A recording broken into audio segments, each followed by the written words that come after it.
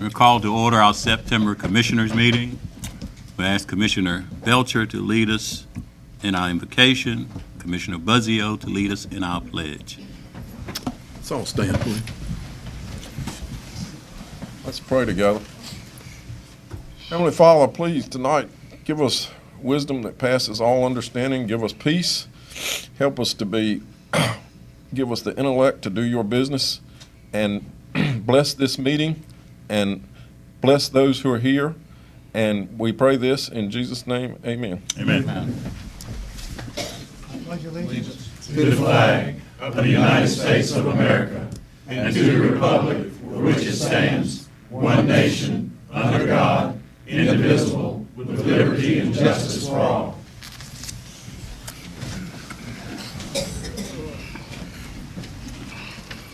Okay, now consent concerning the evening's agenda. Are there any additions or deletions? Mr. Chairman, Okay. item 11, stabilization of the county home. I'd like to pull that for discussion. Okay. Mr. Chairman, I'd like to remove item number 13, items for decision, place it on the next board meeting, Okay. October board meeting.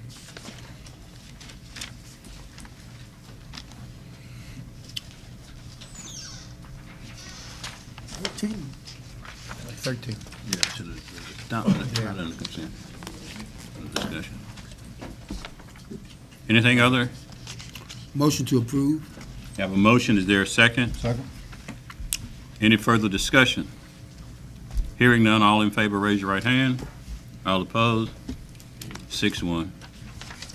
Now, concerning conflict of interest, are there any disclosures that need to be made on this evening? Okay, hearing none, we will move on. At this time, we will have the introduction of our new risk manager. This is working. Members of the board, it's my pleasure to introduce you to Jennifer Banks. Jennifer is our new risk manager. Jennifer is a East Carolina alum. She holds her undergraduate and her master's from East Carolina. She has a master's in occupational safety, and she is standing up that new program. It is the program that the board put together. I think we talked about it last year. So we are very pleased to have her. She brings a wealth of knowledge, both in the field doing safety audits, safety work, safety training, as well as putting programs together. So she brings that package. I remember Chairman Langley saying at the meeting when we talked about this that we wanted to make sure we had someone who knew how to work in the field as well as they did in the office. And Jennifer brings that package completely. She, in fact, she said she likes to spend most of her time in the field. So I'll let her say a few words. And again, we're very pleased to have her. She's over at the health department right now. And as soon as we get offices straight around here, we'll be moving her back over to the administration building. Yeah, like Brian said, I do prefer to work in the field, so I have experience doing a lot of field work and training in some things such as confined space, lockout, tag out, forklift safety training, and also have the ability to complete workers' compensation and do liability and property claims and root cause analysis and ergonomic assessments and things of that sort. So I've done it almost 9 years now. Like you said, I just can't stress enough. I believe that as a safety person as well as a risk person, you really can't get the job done without being out in the field, so you truly don't know what's going on. Believe that it's important for us to, of course, comply with all regulatory aspects, be it OSHA, National Fire Prevention Association, or Building Code, Electric Code, or Environmental Protection Agencies. All of those things are important to meet those minimal requirements as far as conducting trainings, but it's more important to be able to apply those things, and you only can do that by being out in the field, asking questions and seeing what's going on. So I look forward to it, and everybody has been very nice, and thanks for the opportunity. Okay, we certainly are glad to have you, and listening to you, we see that you are pretty much a self-starter, so that is a good thing. You will see what needs to be done, and you will take care of it, so we're happy. Yes, thank you. Any other comments, any other commissioners? Glad you're here. Thanks. Long overdue. Thank you. Thank you. All right, our public comments, we have one, Ms. Donna Lay.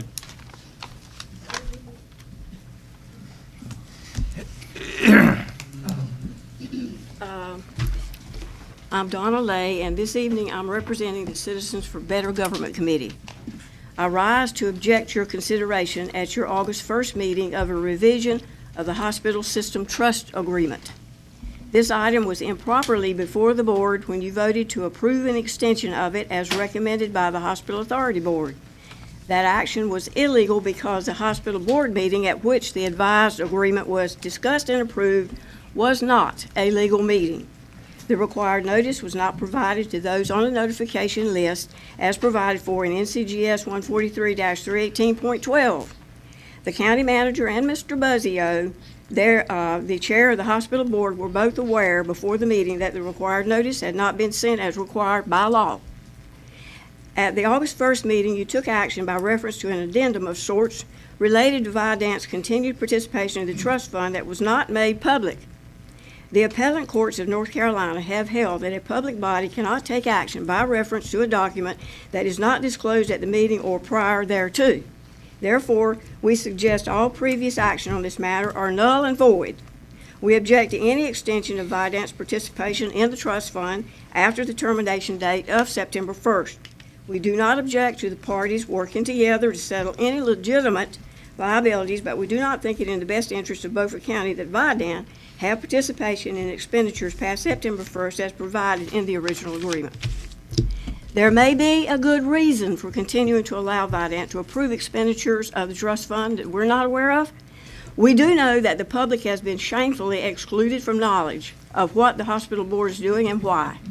Decisions are being made behind closed doors without any explanation of the nature of the information that qualifies the meeting to be exempted from the open meetings law. This is a callous disregard of the people's right to know how their business is being handled. This board needs to cease and desist from excluding the public from their business, and you need to advise your hospital board to do likewise. We ask you reconsider your action of August 1st related to the trust agreement and table further consideration until the hospital board presents you a legal recommendation for revision of the trust agreement for your consideration. If this board does not correct this violation of the law, the CBG has already voted to file a lawsuit on the matter. The public has a right to know what the hospital authority is doing and why. By approving documents only by reference and not making them public before you vote is shameful and not the way to do the public's business. Thank you. Thank you. All right, items for consent now.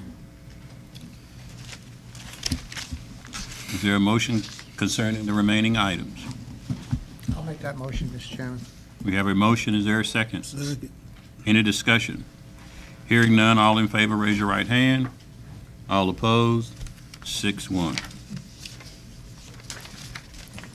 All right, item for presentation, North Carolina fishery presentation. Benjamin Ricks.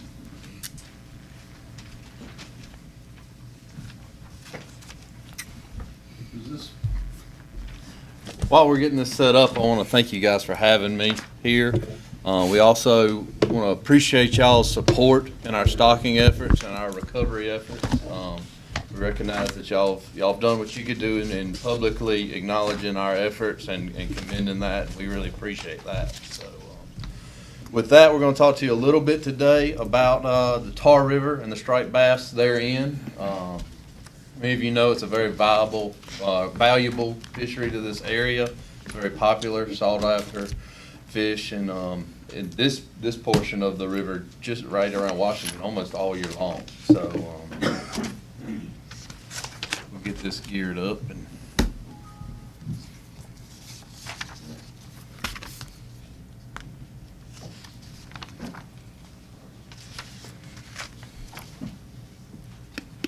this other fellow in the green shirt is Kyle Rachels. He's my counterpart, and we are your fisheries biologists for this district. So it's us two guys and a bunch of water, and we're happy to do it, but it's a full-time job for sure.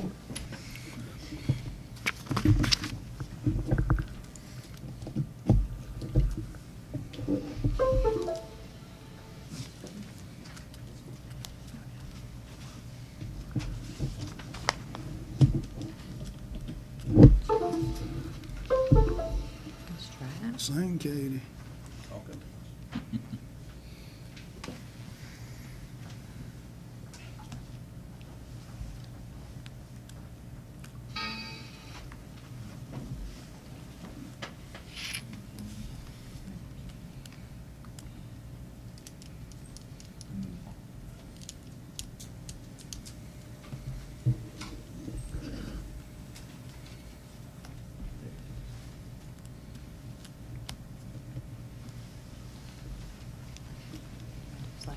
Sure.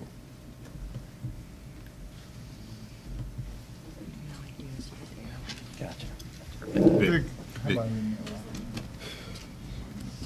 Okay, well, we've already kind of done the introduction, so I'll just get going into the presentation. Striped bass in the Tar River. Generally, we see the striped bass in the Tar River stay in the Tar River, Pamlico River, and into the Pamlico Sound. We don't have a whole lot of out-migrating fish into the Atlantic Ocean from the Tar River. And then in the early spring to mid-spring, we see these fish moving upriver between Rocky Mount and Tarboro when they're making their annual spawning run. And the important thing to note about the Tar River population, as well as the Neuse River populations and the Cape Fear for that matter, is that they are supported by stockings of 100,000 annual stockings plus or minus every year. And those are phase 2 fish, which means they're about 6 to 8 inches. So each one of these rivers gets about 100,000 every year if everything goes according to plan. The fish that are stocked in the, in the Tar River, Pamlico River, are stocked around Dinah's Landing. And just kind of to give you a feel for how many fish we've stocked since we started stocking, about 4.3 million striped bass have been stocked in these waters right out here outside the office since about 1983. Some of those have been phase 1 fingerlings, which are about 2 to 3 inches long, but a lot of them, about half of them, a little more than half of them actually, have been those phase 2 fish. So it's a lot of fish to be putting in the water, and we're happy to do it.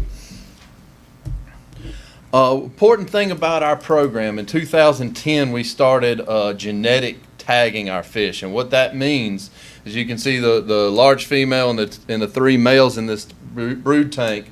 They are fin clipped, and their genetics are evaluated and recorded and cataloged, and from that we can trace back the genetics of all hatchery fish, not only to the hatchery but also to which male and which female it came back from. So to kind of overly simplified, it's kind of a paternity test of sorts. So when we get a fish on the spawning grounds, or a fish anywhere for that matter, we can take a fin clip and we can know definitively whether or not it was a hatchery fish. And this was a game changer for us. We're kind of leading the pack in striped bass management with this technique because it's definitive. You know, before we were using tags and other marks that fade or fall out, but this, the genetics of the fish never changes.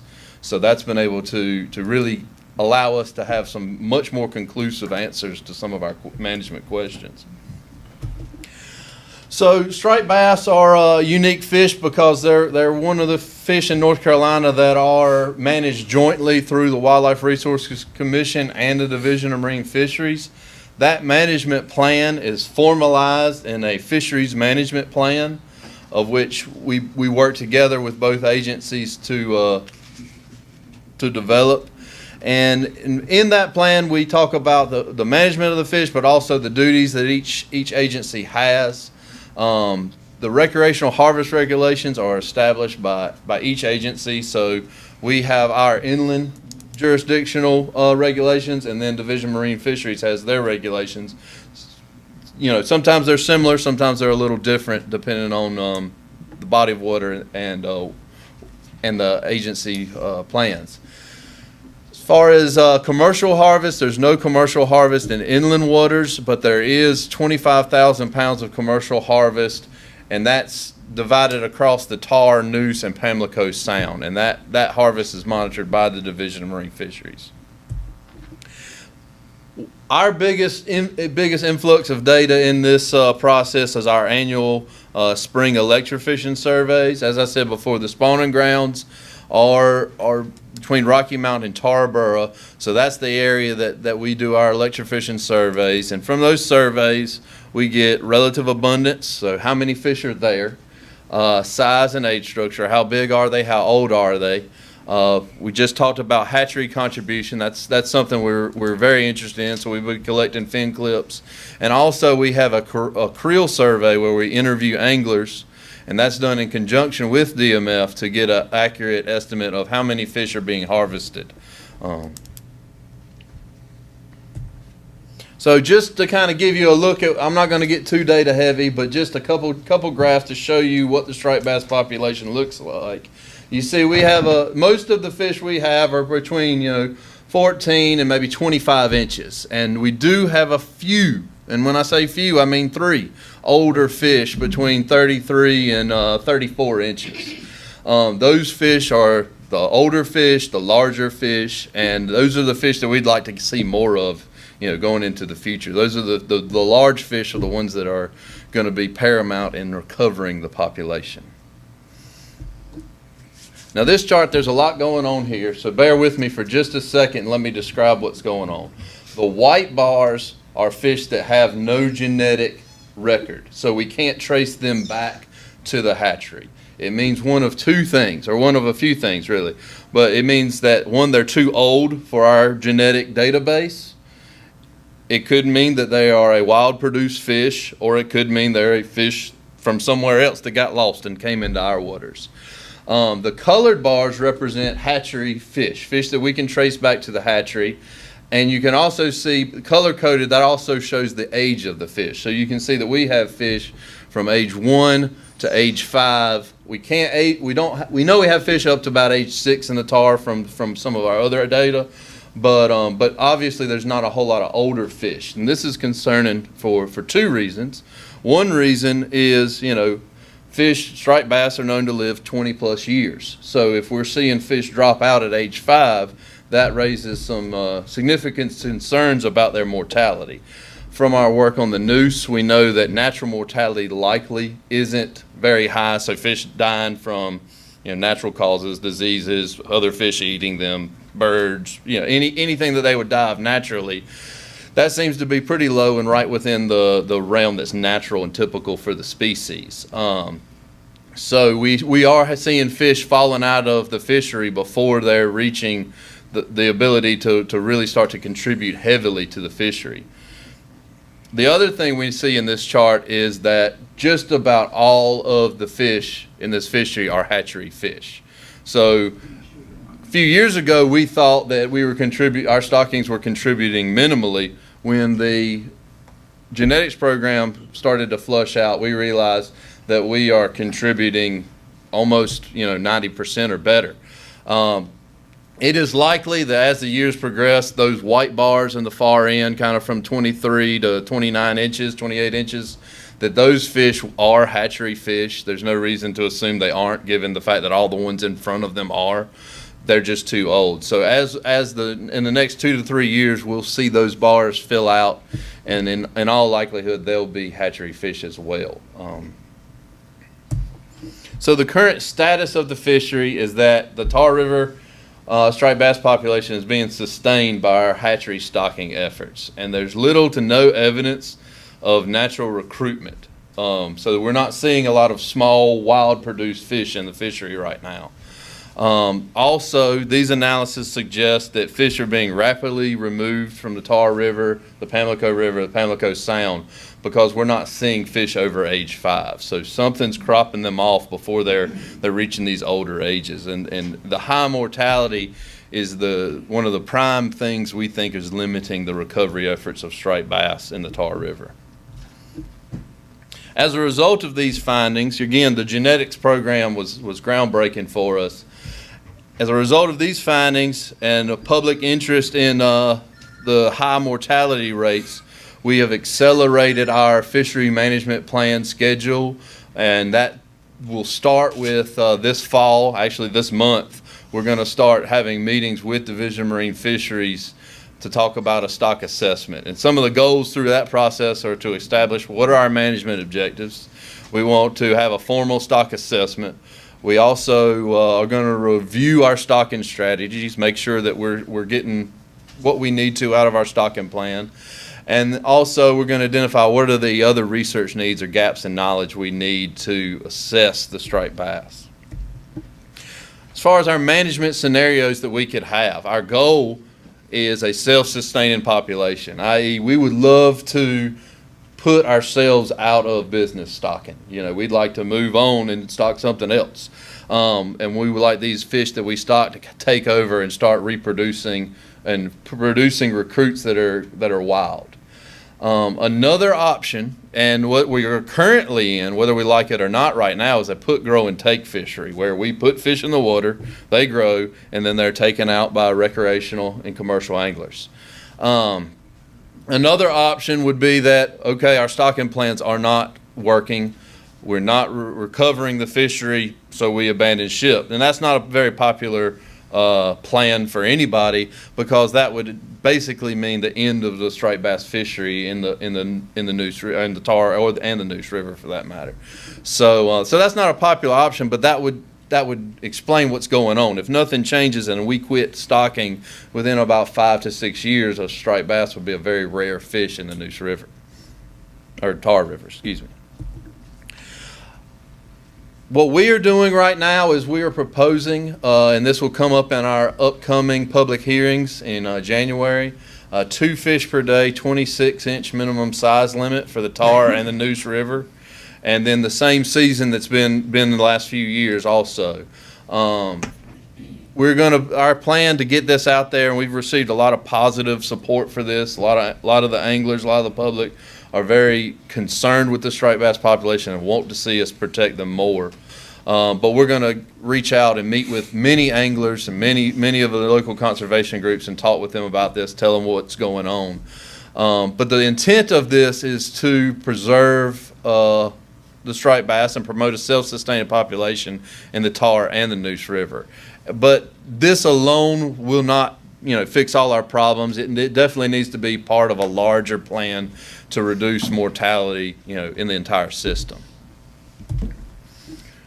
And then with that, I didn't want to take up too much of your time. I'll open it up to questions. So.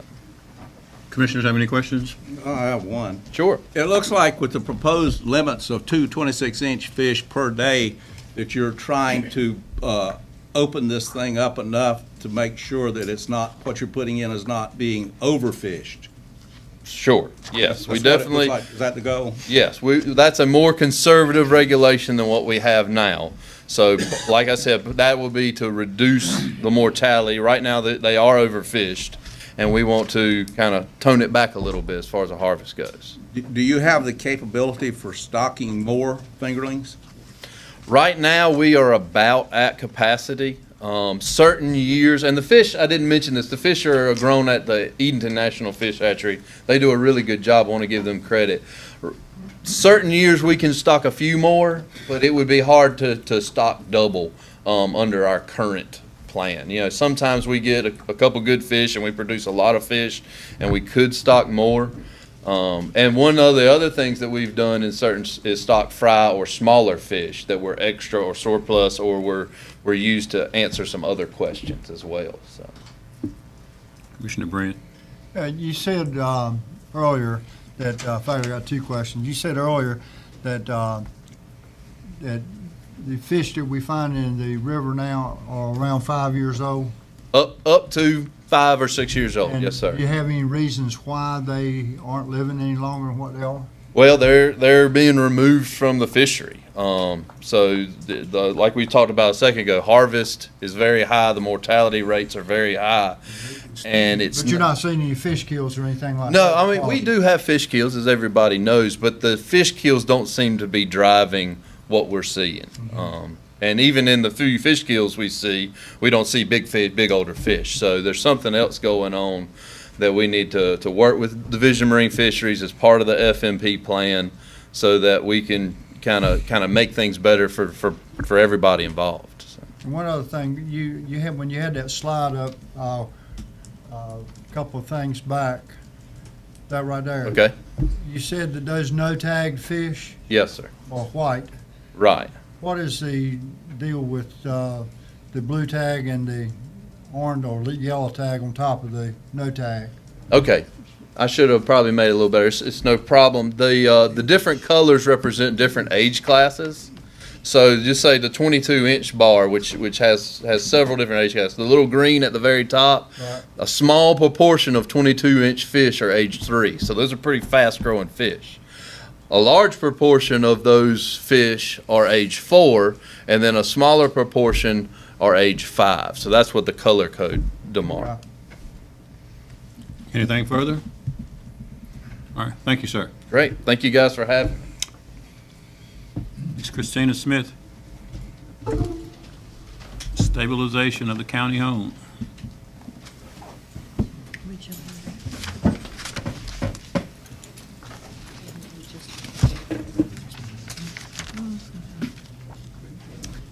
I'll be happy to respond to any questions that any commissioners may have. Mr. Chairman, Yes, sir. since I pulled this, the reason that I pulled it is, this thing's been sitting out there now for at least 10 years, and it keeps getting bumped in the commissioner's budget. And it keeps sitting there rotting more and more and more. And the estimates are about $250,000 to demolish the thing and level the site, take care of the environmental hazards like whatever lead's there and whatever asbestos are there. And we're going to spend $25,000 so we can prepare the building to sit there while we make a decision with it, about it. $25,000 is about 10% of the cost. I mean, I don't understand why we don't just go ahead and use the $25,000 is wasted as far as I'm concerned. I don't understand why we have the cash that we don't go ahead and tear the building down. We know that we're going to tear it down sooner or later. Let's go ahead and bid the process and get it over with, because the building has been sitting there at least 10 years waiting on commissioners to decide to do something positive. So now, instead of tearing the building down, getting the problem out of the way, we want to keep spending money on it. So my question to the rest of the board is, why don't we go ahead and appropriate the money? We don't have to appropriate money. Why don't we advise Christina to go ahead and get bids for the demolition of the building, and then let's look at it and see if we can live with that and get this thing over with. You put that in a motion? Well, okay, yes, that is a motion. I'll second that. Okay, we have a motion and a second. Any further discussion? Is that coming? I have a question, and I don't understand this. I mean, I'm asking for information because I've been around asbestos very little and don't know anything about it. Will this be two bids, one for removal of asbestos and another one for the demolition of the home? That would, I know when we were in the schools and we had to do it, that's how we had to do it. Is that what you would do?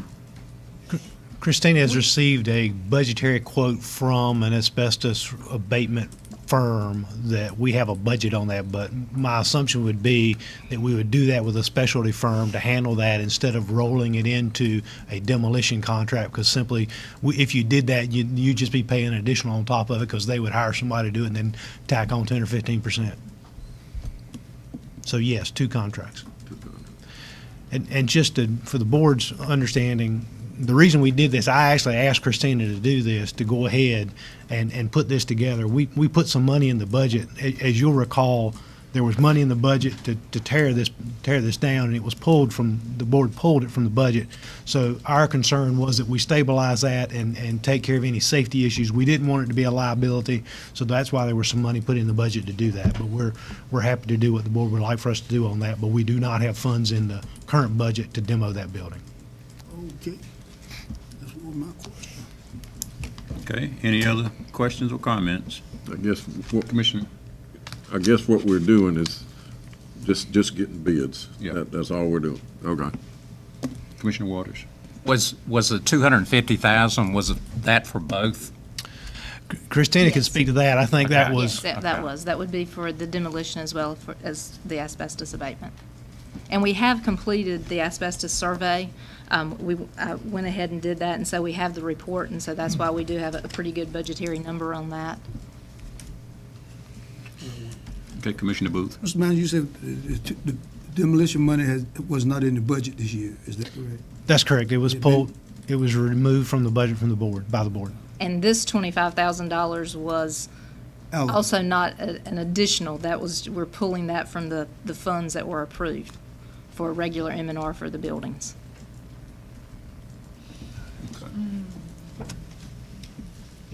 We actually put some money in the budget for that. So what you, Mr. Chairman? Go ahead. So if we, tonight, if we vote on Hood's motion, we're just voting for bid process. It will come back to us to allocate the 200,000. That's correct. That's my understanding of the motion. That's my understanding too. Is that right? That's correct, And yeah. it will just delay the Spending the buttoning 25. up of the property. Well, I think we, Mr. Chairman. I'm sorry. Let Ron go. He hasn't Okay. said anything yet. Mr. Chairman? Hmm? Christina, let me ask you a Yes. question. What are the safety issues? Safety issues, the county home is now open. Anyone can walk through there. The doors are open, the windows are knocked out. We've had issues in the past with people living in the building. So, I mean, there's safety concerns with people getting into the building that are not supposed to be there. From the bid process through demolition, were you to approve that, how long would that process take? I would anticipate it would be completed within 90 days. So the safety issues would be there for 90 days? Yes. So the question comes in is, do we want to have any safety upgrades while we're waiting for the bid process? I don't think so. I mean, just from my personal feeling. It's gonna take 90 days to do the safety upgrades. I mean, you can tear the Yeah. thing down while you're waiting to do that. I Would it agree. take 90 days? The current contract is not 90 days. It was actually a few weeks, but that's because we wanted, because of the safety issues, we wanted to continue and do that pretty fast. So we put in a really quick duration to make sure that it was done. So do you have a quickly. contract pending for the 25,000? That's what was on the consent agenda for approval They could start immediately? yes, per the purchasing policy, because it's over a certain threshold. We Chairman. need to go before the commissioners. Thank you, Christina. Let me, Gary. No, my question was Okay, answered. go ahead. Well, the building's been sitting there for 10 years, with this safety risk. And I mean, we've had the police go out there and throw people out of the building, so we don't have any more increased risk of going ahead and tearing the building down than we do of spending the $25,000 while we're trying to decide to tear the building down, because all we're doing is letting this problem go on and on and on, and it's a very easily solved problem. All right, we ready to vote? All in favor of Commissioner Richardson's motion, raise your right hand. And that's study only. Opposed? 7-0. All right, continue now with items for discussion. Request for funding of the city pool, Christy Robertson. Hello, I'm Christy Robertson. I'm the Director for Parks and Recreation for the City of Washington. We are just here on behalf of the city to request again funding for the dehumidification system. Our budget numbers have come in significantly lower than what we originally had planned for. We went to the school board and asked for $12,500, but due to other projects they have going on, they're unable to assist us with us. And of course, we house the Washington High School swim team. So we're here on behalf of just asking you to consider again with the lower bid that we have for the dehumidification system, a possible funding of $12,500. What is the pleasure of the board? I have a question. Commissioner Richardson? Does the school pay, they've used this for swim Yes, sir. training for several years. Do they pay you anything for that? They pay about $1,800 a year for that. It actually has been increased for this fiscal year. What is it, Matt, about $7,800? Around $7,800 this year. So now they're actually paying for the service? Correct. Well, I'll have difficulty voting for this because it's really a city problem. The city funds that, it's a city project, so, I can't support it for that reason. Mr. Chairman. Do the people in Washington pay the same rate as the people in Beaufort County? I don't have a problem with raising the county rate to a larger amount of money for county residents. The way I understand it, the county residents use it more than the city Correct. residents. Is that correct? Yes, sir. And I think you ought to go back to school and ask them for money again. And they actually have, we have had those conversations that they will revisit this depending on how their projects go, but they were anticipating that there would not be funding left. Anything further? Okay, there'll be no action. Thank you. Thank you.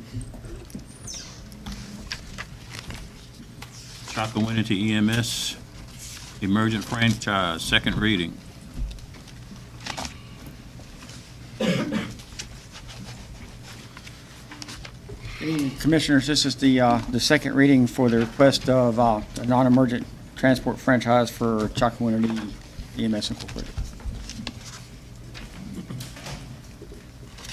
Any questions or comments from any commissioner? Well, I have some comments. I'd like to make a motion. Okay, Commissioner Richardson can make your comment. Well, you know, here we are. We spent a lot of time last month talking to Chocowinity about how they ran their business.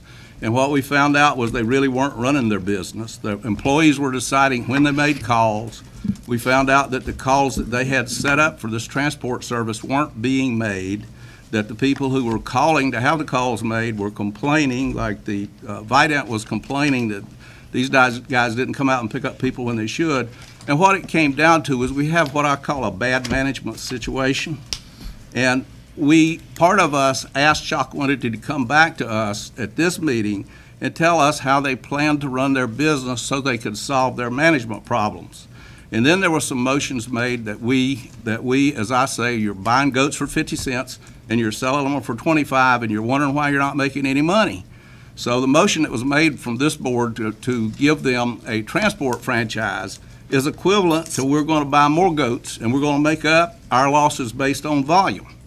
And this is impossible to do. You have a really bad management situation at Chocowinity EMS. Nobody knows what's going on over there. This board has refused to do a forensic or management audit so that we can see what's going on. There are a lot of rumors out there that involve people that are supposed to be on the payroll and they're not being there to work, and there's just regulatory problems. And this is a bad situation. And I'm predicting it won't get any better. And I'm going to tell you why I'm not going to vote for this. I can't vote for this because, number one, listen to this. Providing emergency services is what Chocowinity keeps telling us this is about. But Chocowinity EMS at the special call July the 20th meeting to address this problem said that they collect, the county collects for them, about $360,000 each year in taxes for that district. They said they could put an emergency vehicle, EMS vehicle, on the road for $420,000 a year. That's only a $60,000 shortfall, okay? That is a $60,000 shortfall. They should be collecting at least $150,000 from the emergency trips that they make. $60,000 from $90,000 from $150,000 is $90,000 surplus. You need to ask yourself, why isn't there a surplus? Okay? And there's some real good reasons for that. Some of them I hear the rumors about. And it all goes to bad management, really bad management. To sum these numbers up, there should be a $90,000 surplus each year. The number of emergency calls each year indicates that one EMS vehicle can handle those calls, providing they are backed up with mutual aid availability and/or the QRV. And the county has already proposed a system of management of EMS that involves the QRVs and the shifting of county vehicles in order to cover when other vehicles are out. Giving this franchise to Chocowinity is something that's going to cost the taxpayers of Beaufort County more and more money because Chocowinity is not going to do any better having more vehicles than they did with the vehicles that they've got now. It's a management problem. The numbers show that it is a management problem. And without a forensic or management audit of Chocowinity EMS, the taxpayers of Beaufort County will not know where the money is going. And believe me, you, the taxpayers, are responsible for this. They can talk about this all they want to, that they're an independent unit and a 501(c) or whatever it is. But the taxpayers are on the hook for this. And when it goes down, when it finally goes down, it's going to really be bad. And I can't vote for this because Chocowinity EMS has the wherewithal and the money to put the EMS unit out. The county has the backup vehicles in Aurora stationed other places that we can shift into place when their unit goes out to provide backup. And we have the QRVs to provide that. And we've already paid for this stuff. So the last issue that's involved in this is the government is putting a government agency in the business of competing against private industry. And there's nothing good that's going to come out of this when it's all over with. So I can't vote for it. All right. Mr. Chairman, I'd like to make a motion, and but before I do, I just want a couple comments. Personally, I feel that they have good management there. You've been able to run 2 trucks up until this point with only $326,000 from the county. And that includes a 35% loss in revenue because of customers or clients that have no insurance. So you've been moving along and only because of good management. Also, your 911 calls require the 2 trucks. And I firmly believe that by giving you a franchise, it's not going to cost the taxpayer of this county another dime, because we're not going to be giving you any further tax money, and the rate currently is going to stay at 3.5. At the business plans I've looked at, it's very possible that we could be lowering EMS taxes in Chocowinity EMS district come June of next year. So I'd like to make a motion to approve the second reading for the Chocowinity EMS. That's my motion. Second. We have a motion and a second. Any further discussion? Mr. Chairman, Commissioner Waters. I took a look at the most recent numbers that were given me on Chocowinity EMS and compared those with White Oak that operated in Belhaven. And here's some numbers that I saw. There was $27,000 difference on the revenue side when you compared those two. When you looked at the expenses on Chocowinity was $79,000 higher. Both of those included the payment on the truck. The thing I think we need to remember is that the tax rate in Chocowinity and the town of Chocowinity is 3.5 cents. In the Belhaven Pantagabath area, that tax rate is 5 cents. If next year, if this plan does not work, then if you went from 3.5 to 5 cents, that tax rate would increase your revenue by $139,000. So there is a way. If this plan does not work, the backdrop is to increase the tax rate, and I hope that Ron is right. I hope that you're able to lower that. So, you know, I'm going to support this, but I think it's important to understand the thing that stands out to me is that the expenses are almost $80,000 higher than another model, and I didn't dig into that. But the revenues are pretty much the same. I was a little bit surprised on that. And another comment is that if the billing is done through the county, there's some additional money that can come back, if I understand it correctly, through Medicaid at the end of the year. And based on the numbers for Chowan County, that's about $50 per call. So, you know, that's some additional money that can be put in there that's not being used. To assassinate in public continually about management, you know, when I was in the banking business, that's one of the things we had to do was evaluate management. I mean, I compliment the Chocowinity EMS for trying to make this thing work. It's going to be a lot better if you guys can continue to make this plan work. I'd like to go just one step further, is that if this plan does not work, I'm not willing for the county to put one truck over there and Chocowinity EMS have one truck.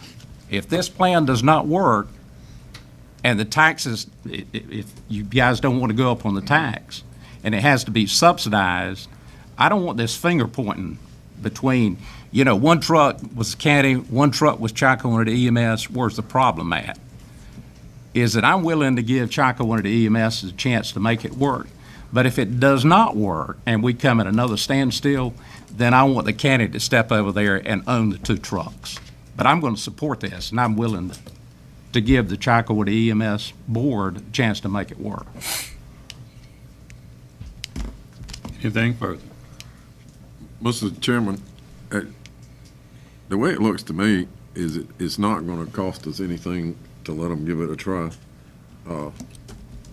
We're not going to put any tax dollars in it, first of all, and the tax rate's going to remain the same at 3.5%, and it's going to be used, I assume, just like it always has been used. Is that not correct, Brian? The tax will still be going for what it's always been going for. Yes. Based on what Frankie said, I think probably would be a good idea for the Chocowinity EMS to take a hard look at why their expenses are higher than Bellhaven was. You got an $80,000 gap there, and if you could save some of that $80,000 by some management, that would probably be all to your advantage. But I'm willing to support it because it doesn't have any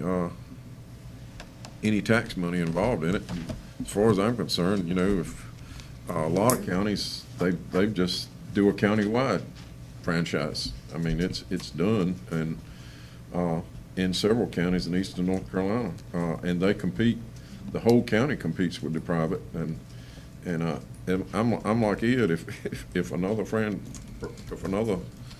EMS in Beaufort County comes to us and says we want to do it too, that's up to them. As long as they're not spending tax dollars, I don't have a problem with it. So I'll support it and see where it takes us. And I'm like Frankie, I don't want to get involved in we own an ambulance and they own an ambulance in one station.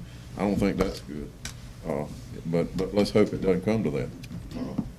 But if it does, then we'll take a look at that when it happens. Anything further? Thank you. Mr. Chairman, Good.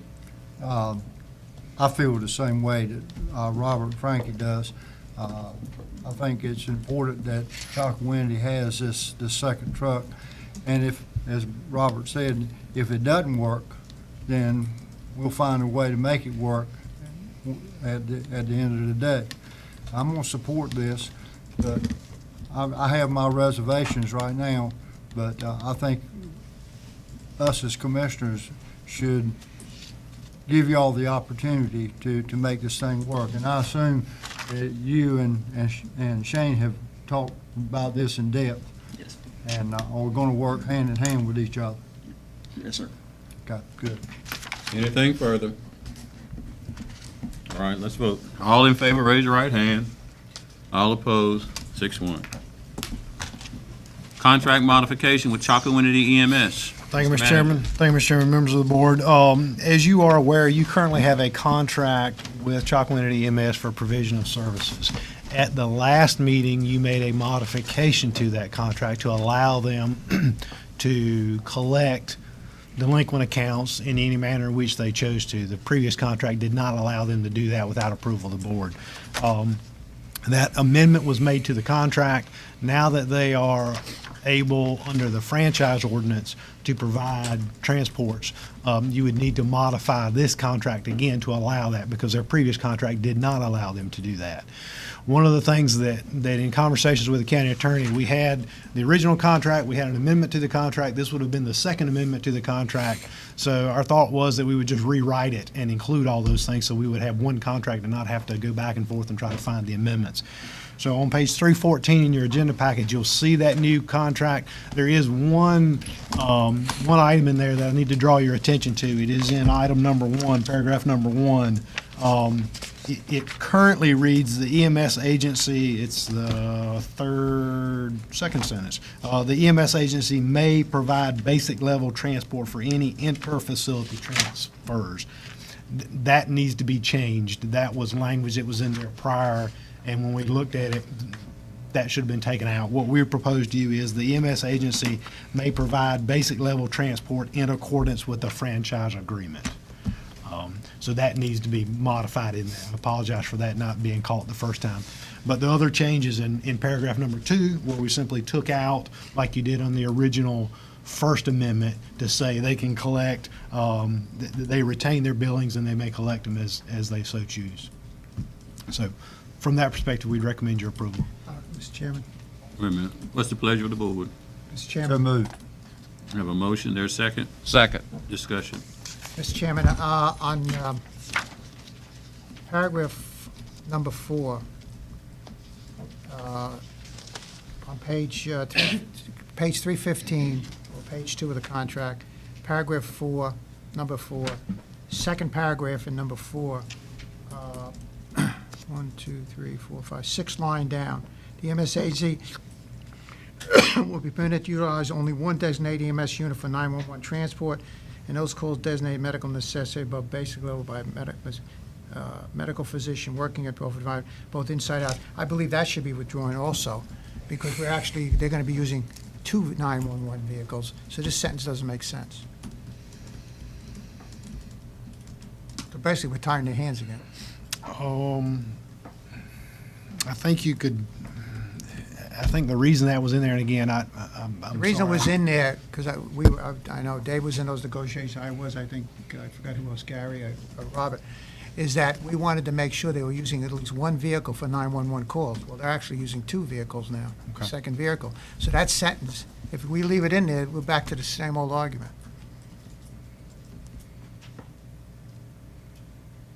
I mean, you could say the EMS agency will be permitted to utilize designated EMS units for 911 transports on those calls. I mean, you don't necessarily have to delete the whole sentence. You could just say that they could use those units for. And I would defer to the county attorney on that, since he was the one who helped negotiate with the original contract. Yeah, I think that's utilize EMS units, just take out. Speak up, David. Only one designated. Just taking off the 3. one designated? David, I didn't hear what you said. Take those 3 words, only one designated, take those 3 words out. Will be permitted to utilize EMS unit for 911 transports and those calls designated as medical necessity above basic level. Add a S to unit. Yeah. So that gives them 2 911 vehicles and a 3rd ambulance for the franchise. Thank you, Mr. Chairman. Well, it would allow them to use all 3 of their ambulances for 911 calls if they need to. Any of their ambulances could be used for 911 calls. Anything further? I have some comments. What you just saw here by taking that language out is the goat story again. Now we've got 3 goats instead of 2 goats to keep up. We were already losing money on 2 goats, and I have serious doubts that the 2 goats are going to make any money that these guys have agreed to. So now we've thrown 3 goats into the game. We have increased expenses on a situation that already has revenue problems and management problems with people showing up to work and licensing and a whole bunch of other things going on over there. So what I'm predicting is this situation is only going to get worse.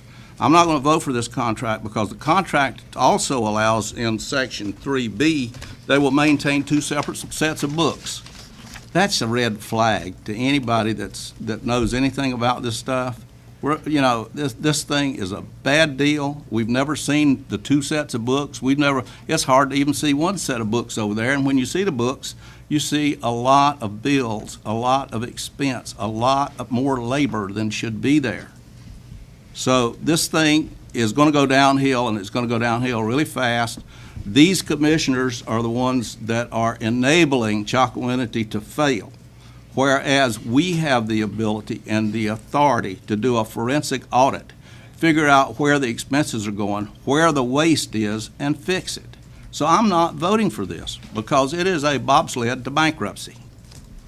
I call the question. Mr. Chairman, before he calls the question, I was on this committee that worked on this originally. And what we were doing, let's separate the hospital's calls to Chocowinity from a 911 call through dispatch over here. What we said is that the hospital could not call and have both vehicles from Chocowinity making a transport from Vidant Hospital to Pitt at the same time. You had to leave one vehicle in the garage over there to answer 911 calls through dispatch.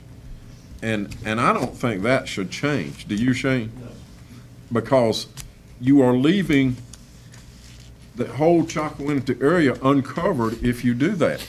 And we don't want to do that. We want dispatch to be able to have an ambulance. Now, there was always the possibility that dispatch would call the second ambulance and it would go off into a call in the Chocowinity area somewhere, and both ambulances would be out. At that time, you would do mutual aid if you had a third call, which you hope.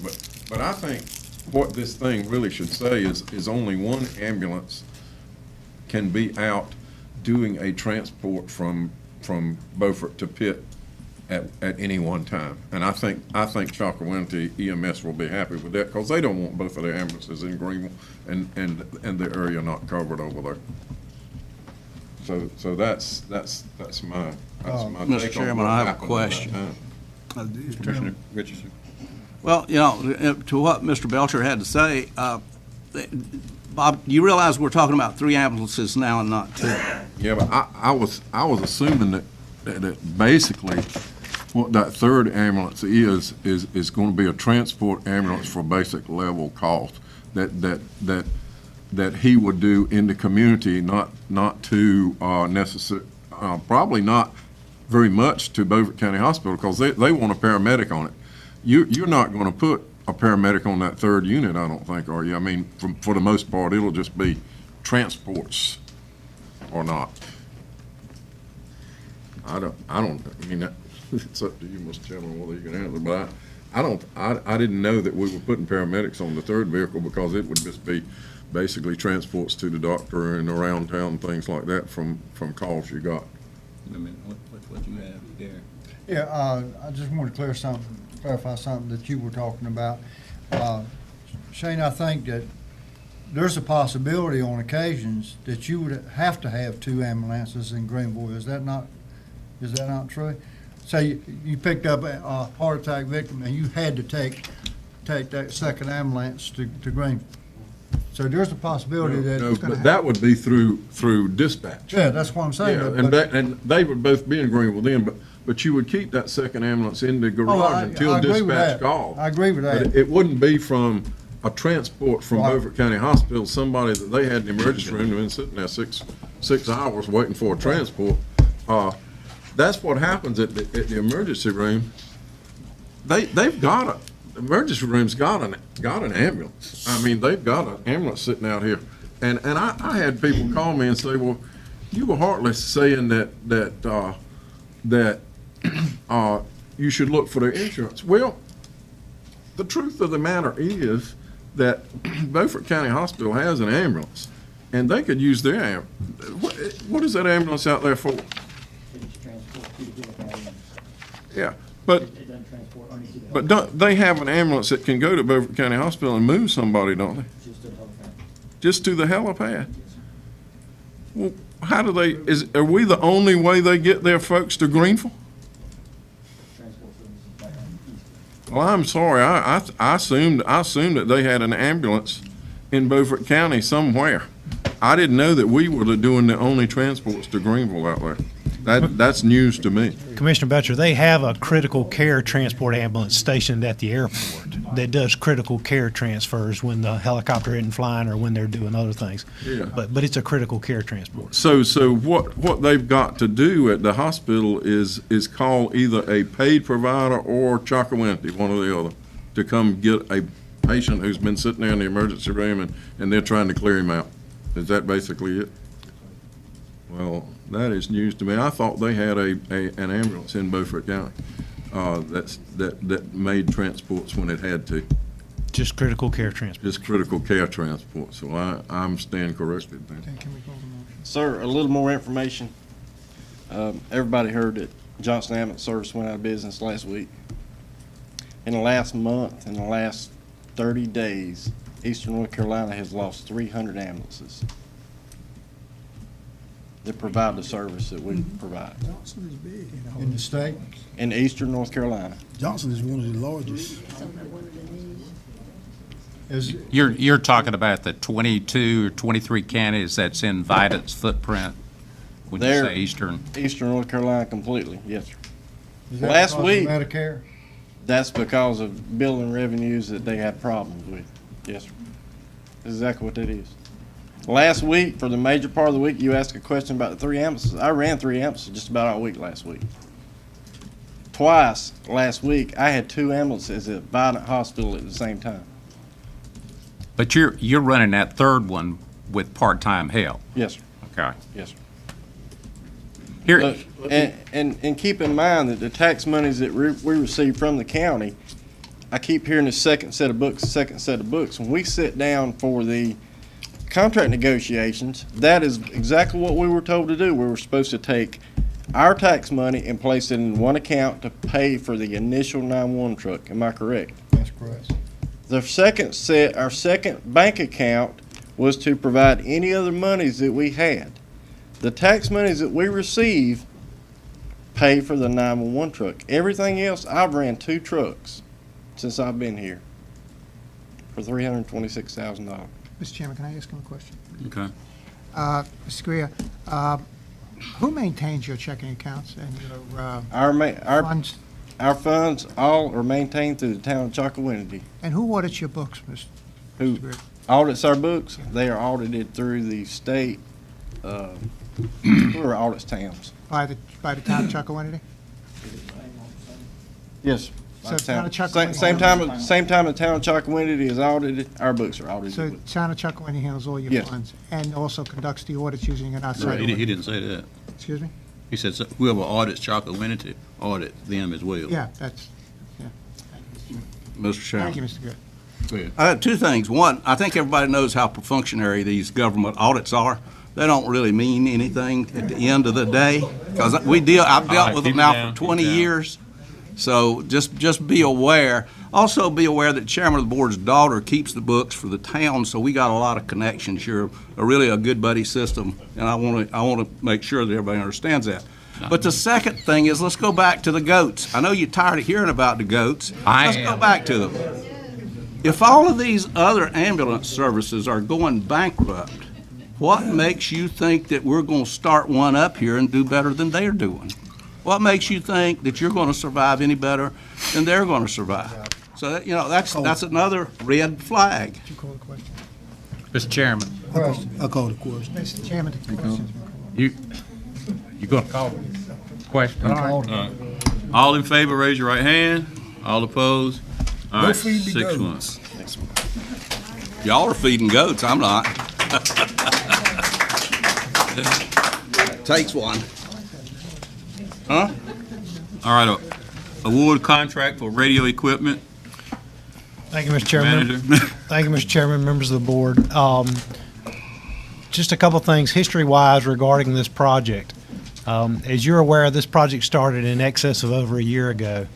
There was a group that was put together by the Board of Commissioners, a radio committee, to look at the issues that were being had or the issues with the existing VHF paging system throughout the county. As you're aware, that entire system is located on one tower in Bath. It is a single point of failure, and we are having issues with it being able to cover the entire county. Back in July of last year, this board unanimously approved to engage the services of Lookout Communications, Mr. Don Cahoon, to help to work with the Radio Communications Committee to put together an RFP and put that on the street. That RFP was put on the street, and the RFP was written for manufacturers of radio systems. It was done, my understanding is that's the way it was originally done when the system was originally put in place 15, 20 years ago. The request was for radio manufacturers so that the engineering would stand behind the work, and that that it would be done in a manner that would be held up and would be done correctly. So that's the way that was put together. There were requests for proposals sent to the three major communications manufacturers: Harris Corporation, E.F. Johnson, and Motorola Solutions. There was a bid opening for that.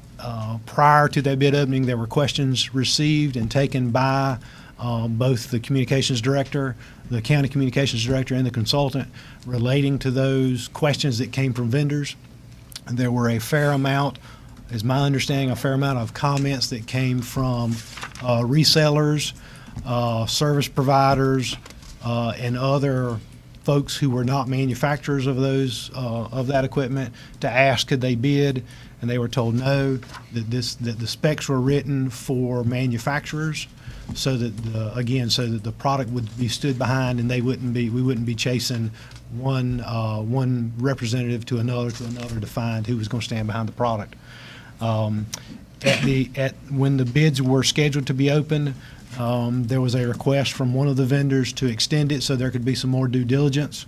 That request was approved, and there was an extension period given for additional due diligence by the manufacturers to look at the system, to come in and make sure that they understood what we were looking for and what needed to be done. There was a bid opening established on June the 28th of this year. There were 2 proposals that were received. During the due diligence period, like I say, one of the resellers asked the question, would they be able to bid? They were told that they could bid if they had the backing of the manufacturer. They said that they would take care of that. When bids were received on June the 28th, there were 2 proposals. One was from Motorola, one was from Communications International. Communications International is a reseller of Harris Corporation. They are not a manufacturer of radio systems. At that time, bids were not opened, and the representative from Communications International was instructed that it needed to be from Harris. They said at the time they would take care of that. They would work with Harris to do that. They understood what we were asking. In fact, they had been told previous to the bid to the bids being received that that's what was expected of them. So the bids were postponed. There were certified letters sent out again to the manufacturers, explaining that to them, asking them to rebid. At the next bid opening, instead of the same representatives from Communications International showing up, they sent somebody different this time, and he said the exact same thing. Well, I didn't know that. So their bid was again rejected. So you had only one opportunity for a manufacturer. That was with Motorola Solutions. That bid was opened. You have that information. That bid is for $1.8 million. It's a lot of money for a communication system. It is for a multi-site VHF system that will provide 95% coverage throughout the entire county in buildings for pagers.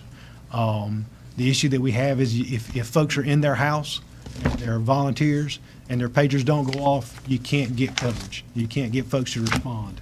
And as part of the RFP that was written, there were also concerns about building penetration, being able to communicate from actually outside the building into the building for hardened structures like schools, courthouse, places like that, community college, where you could have someone standing in the building and attending to an emergency, and you could have the incident commander standing outside and they couldn't talk to each other.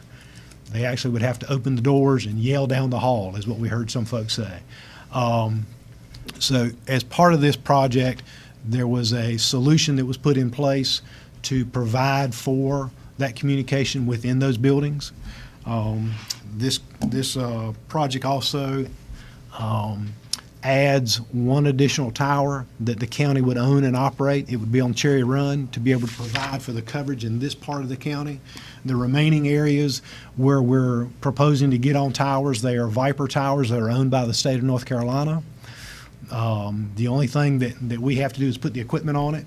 The state of North Carolina would maintain those. With their generators are there, so we're able to save a tremendous amount of money piggybacking off of their existing towers. We were afraid we were going to have to add an additional tower, but we were pleased that the Bayboro Tower opened up, that we could get on that. There were some issues there, and that worked out well, so that saved us a tremendous amount of money. In this project, you have a proposal from Motorola that would provide the system, that would do the checks, and they would guarantee 95% coverage throughout the entire county for building penetration in light buildings for pagers. This was the recommendation that came through the radio committee in working with consultation with the consultant. We also asked Motorola, or we asked the vendors, or we asked Motorola when they were selected as the contractor to give us a leasing solution in case the board wanted to look at leasing that, doing lease payments on it to essentially finance it. They gave us those. You'll see in the packet under item number 2, they did that for a 59-month proposal. Obviously, you don't want to get too far out with those. You want to make sure you're kind of tight on them. We also went in and did our own. Their numbers came back at 2.46. You'll see that we also went out and asked for proposals from local banks. The interest rate that we received, we were able to get an interest rate of 1.42. So we were able to do that a little cheaper locally.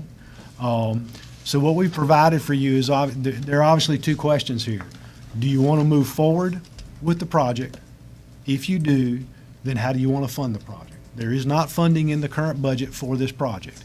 It was understood that way when we talked about it in the budget, that we would not have these numbers yet. We had no idea what it would turn out to be, and we would deal with it as it came.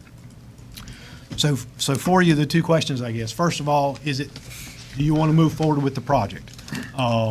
Again, this project has been worked on by a lot of folks for about a year and a half, almost 2 years, I believe. So this is kind of the culmination of that. If you do want to move forward with the project, then how do you want to pay for it? We've provided you 2 opportunities to do that. You could either pay for it out of fund balance. If you did that, you see the spreadsheet on the back that tells you where you would end up. You would end up, as we understand it, based on our preliminary numbers from the auditor, who's just finished some of their preliminary work, we believe that we will be spending less money, or we spent less money last year than we had anticipated. Of course, when we gave you our numbers in the new budget, we projected that we would spend all of that money, which is what we typically do. Last year, we spent about 95% of our expenditure side, so we didn't spend as much fund balance as we had anticipated spending last year. So if you look at the table on page 326, you'll see where we project you will end up in June 30th of 16 at $17.6 million, which is right at 30%. We had anticipated being a little bit lower than that because we thought we were going to spend more than we did. Of course, when the auditors did their preliminary numbers, they gave us some updated numbers. Now, if you anticipate using fund balance to pay this, then you'll see that top line is what we project. And again, that's considering we spend every bit of the money that's been budgeted this year, which we typically do not. But for us to give you a number, we always want to be as conservative as we can. So we're saying we're going to spend every bit of the money you've budgeted this year, which means you're going to spend the fund balance that you allocated this year, and then you would spend the 1.8 on top of that, and you would end up with 14.8. We're projecting $14.8 million in fund balance on June 30th of 17. That is right at 25% fund balance. Okay. Well, I think we should address this 2 ways. First of all, if we're going forward. Okay. And then we'll talk about financing if it passes. Because beyond that, it would be a waste of time. Okay. I understand. Good. I got some serious problems with this. Not the program itself. I think that this is something that Beaufort County really does need, but I just for the life of me cannot put my hands around spending $1.8 million. That just we've just increased taxes by 2 cents. Our budget is the highest now that it's ever been, and we're getting ready to take $1.8 million out of fund balance. Personally, if I agreed to it, I wouldn't want to finance it. But it's a great program, and what I'd like to see is I'd like to see us postpone this until budget time in June, and see if the price will come down at that time. It may not, but I just I can't support that figure. Just real quick, if I could respond to that. Yes. Just to let you know, Motorola has provided a $415,000 discount on this project if they in order to meet their third quarter goal. So all else being the same, if you postponed, and of course that's totally up to the board. I'm just telling you for all information, so you have a full picture. They have offered that because they want to hit a third quarter goal. So you would have to add that back in. It would be my anticipation. I just wanted to make it clear. I know there's been a lot of hard work put in this because I was on the committee that started this up. And I think when we first talked about it, we were looking at $1 million. Well, so 1.8 now, almost $2 million. And so when I saw those figures, it kind of surprised me, to be honest with you. Commissioner Buzzio. Thank you, Mr. Chairman. I look at this as from a security and safety perspective, both for our first responders, and we've had some examples of that where we couldn't communicate, even truck to truck in some fire situations. I look at this from a security perspective where our law enforcement can't communicate if they're within a school building. And I also look at this as something that's probably should have been done a number of years ago. And the longer we wait, of course, it's just going to keep going up. So from two perspectives here. So the first perspective, I'd like to see us move forward on this. And then for the second one, how do we fund it? Do we pay it off in 3 years? Do we take a loan? As you said, we only spent 95% last year in the budget, so it leaves us 5%, which I assume would be enough to cover something like this? Oh, well, it's a guess. I don't think we can assume that. No. But from a security and safety perspective, I would support moving forward on this. It's about time. Commissioner Booth. Thank you. A couple of questions, Brian. You said that one of the vendors had to back out because they didn't have the backing of the manufacturer. Explain that to me. That's part one.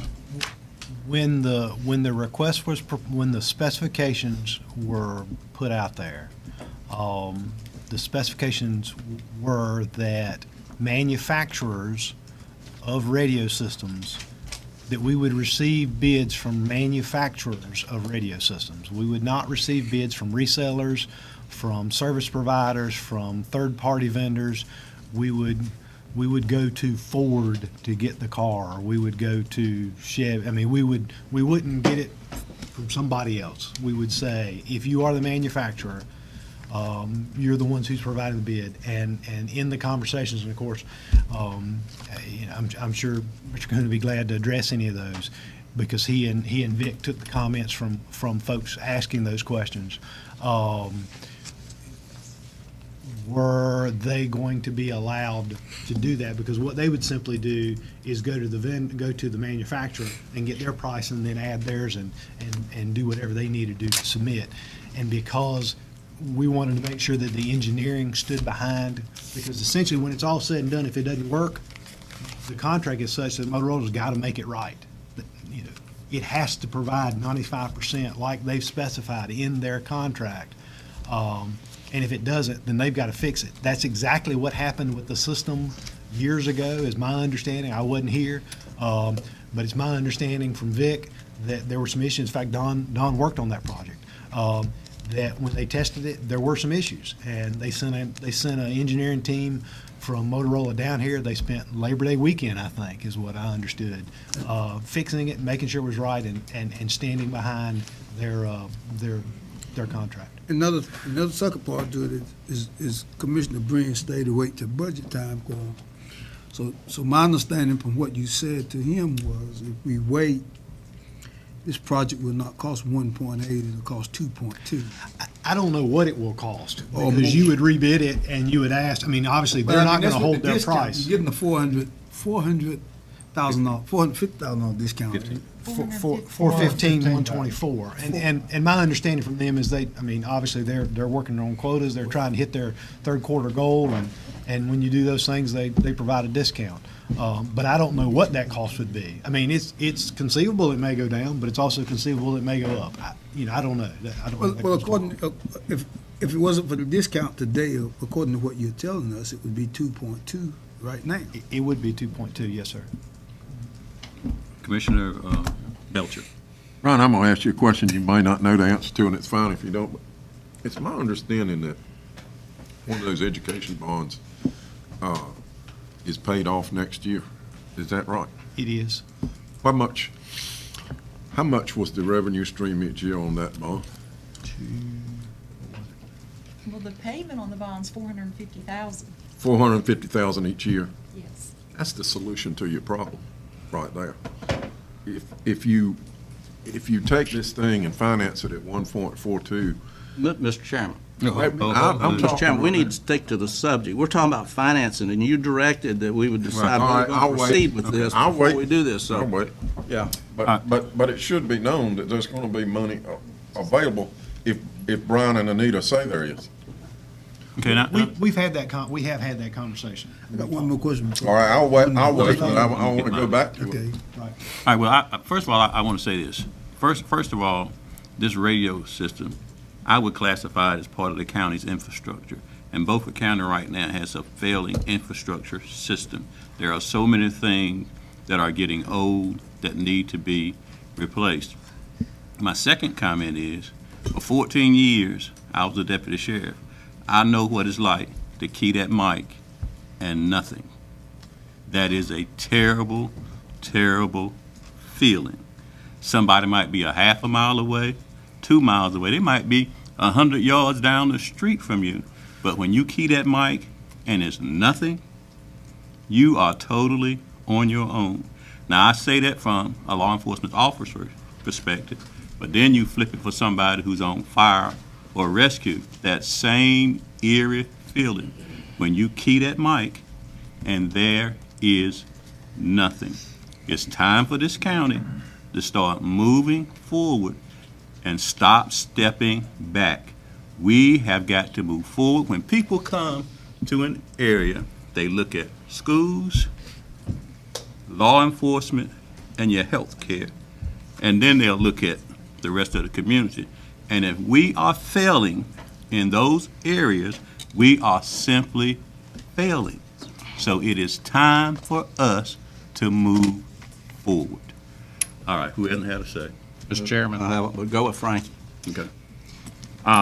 One of the questions I asked Dick when I got the agenda item is how much it was going to cost for that one tower, and the tower came in at $520,000. My experience when I was on the board of directors of Tri-County Broadband is that any time we priced out a tower, we were looking at $400,000 to $500,000.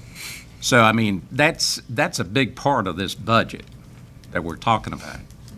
When I was running for county commissioner, I was at Beaufort Community College one day when they had the Bunyan Fire Department and one of the EMS squads out there, and they were talking to people, and one of the things that they said was, my pager may go off right here at Beaufort Community College.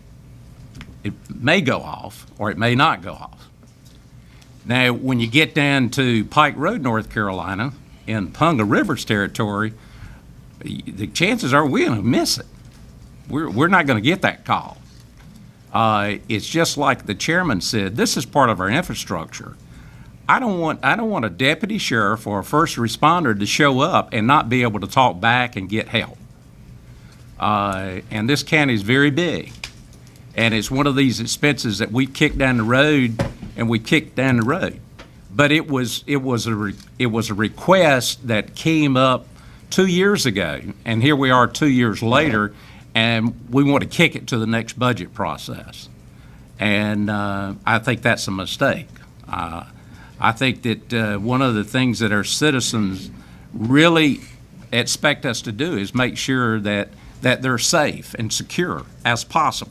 Now, we're not going to be able to, to cover 99% of the problems that are out there, but we ought to do our best in a fiduciary responsibility as elected officials to make this thing happen. And putting it off is not an answer.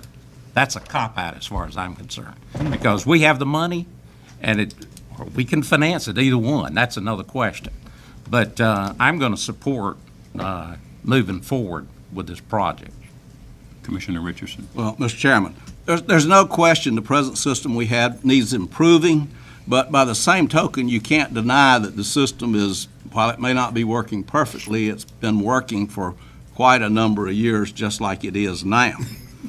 So, are you willing to spend almost $2 million to get 10% of improvements, what this thing comes down to? I have a problem with this. This thing started off, it was explained to me, as a performance-based set of specifications. And the specifications were set what I thought was very high, and they are very high. But there's a lot of ways that you can solve the problem and meet those specifications other than the way that we are doing it. There's about $5 million in here for various towers and things. If you look at the map on the towers, I mean, we've got towers that are in Grantsboro that we've got to spend $300,000 on. We got a tower at Grassy Ridge in Hyde County we got to spend $300,000 on. We got two over here close to the Pitt County line. Whereas at the moment we've got one tower at White Post in the middle of the county. And if you say that that tower can reach 25 miles, there's Beaufort County. Watch, show you some magic. Gee, that one tower covers the whole county. Maybe not well, but there are other ways to get the coverage. Schools, for instance, typically use repeaters. Cost about $3,500 to $4,000 a piece. They don't cost $300,000 to improve these towers. If you draw a 25, let me show you where these towers are going to be. This right here is White Post in the middle of the county. You're going to have a tower on the Pitt County line, something, not a tower necessarily, but a unit that's transmitting, on the, two of them on the Pitt County line. You've got one all the way down here in Bayboro, and you've got one across the county line over in Hyde County. If you draw 25-mile circles around those, we're covering almost all eastern North Carolina from our equipment. That's really not necessary. You should be able, as Commissioner Brin indicated, you should be able to solve this whole problem for less than $1 million. The reason that it has not been solved for less than $1 million is we have a single bidder. Single bidders are red flags. When you see that, you need to pay attention, because the restrictions on the bidder was unusually tough. The consultant is a Motorola distributor who helped write the specifications. Okay, I've got it in writing, signed by you, by the way.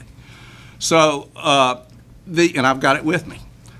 So we need to send this back, and we need to find a way to get more people bidding to see what the innovations are for solving this problem. And if you take a look at repeaters in the 7 or 8 schools or 9 schools that we have at $4,000 a piece, say, I just hiked that rate, and you look at maybe having 2 more repeaters in the county that are up on water tanks that we already own, that $300,000 a piece, you're getting down into the range that people thought this was going to cost to fix it to begin with. What is being proposed is a serious overkill of our problem. There's no question about it. We need to send it back, and we need to entice more people to bid. So what, from the standpoint of a single company manufacturing all the components to it? All of this electronic stuff, as anybody that knows anything about electronics knows, that it's assembled from everything on God's earth to put the items together.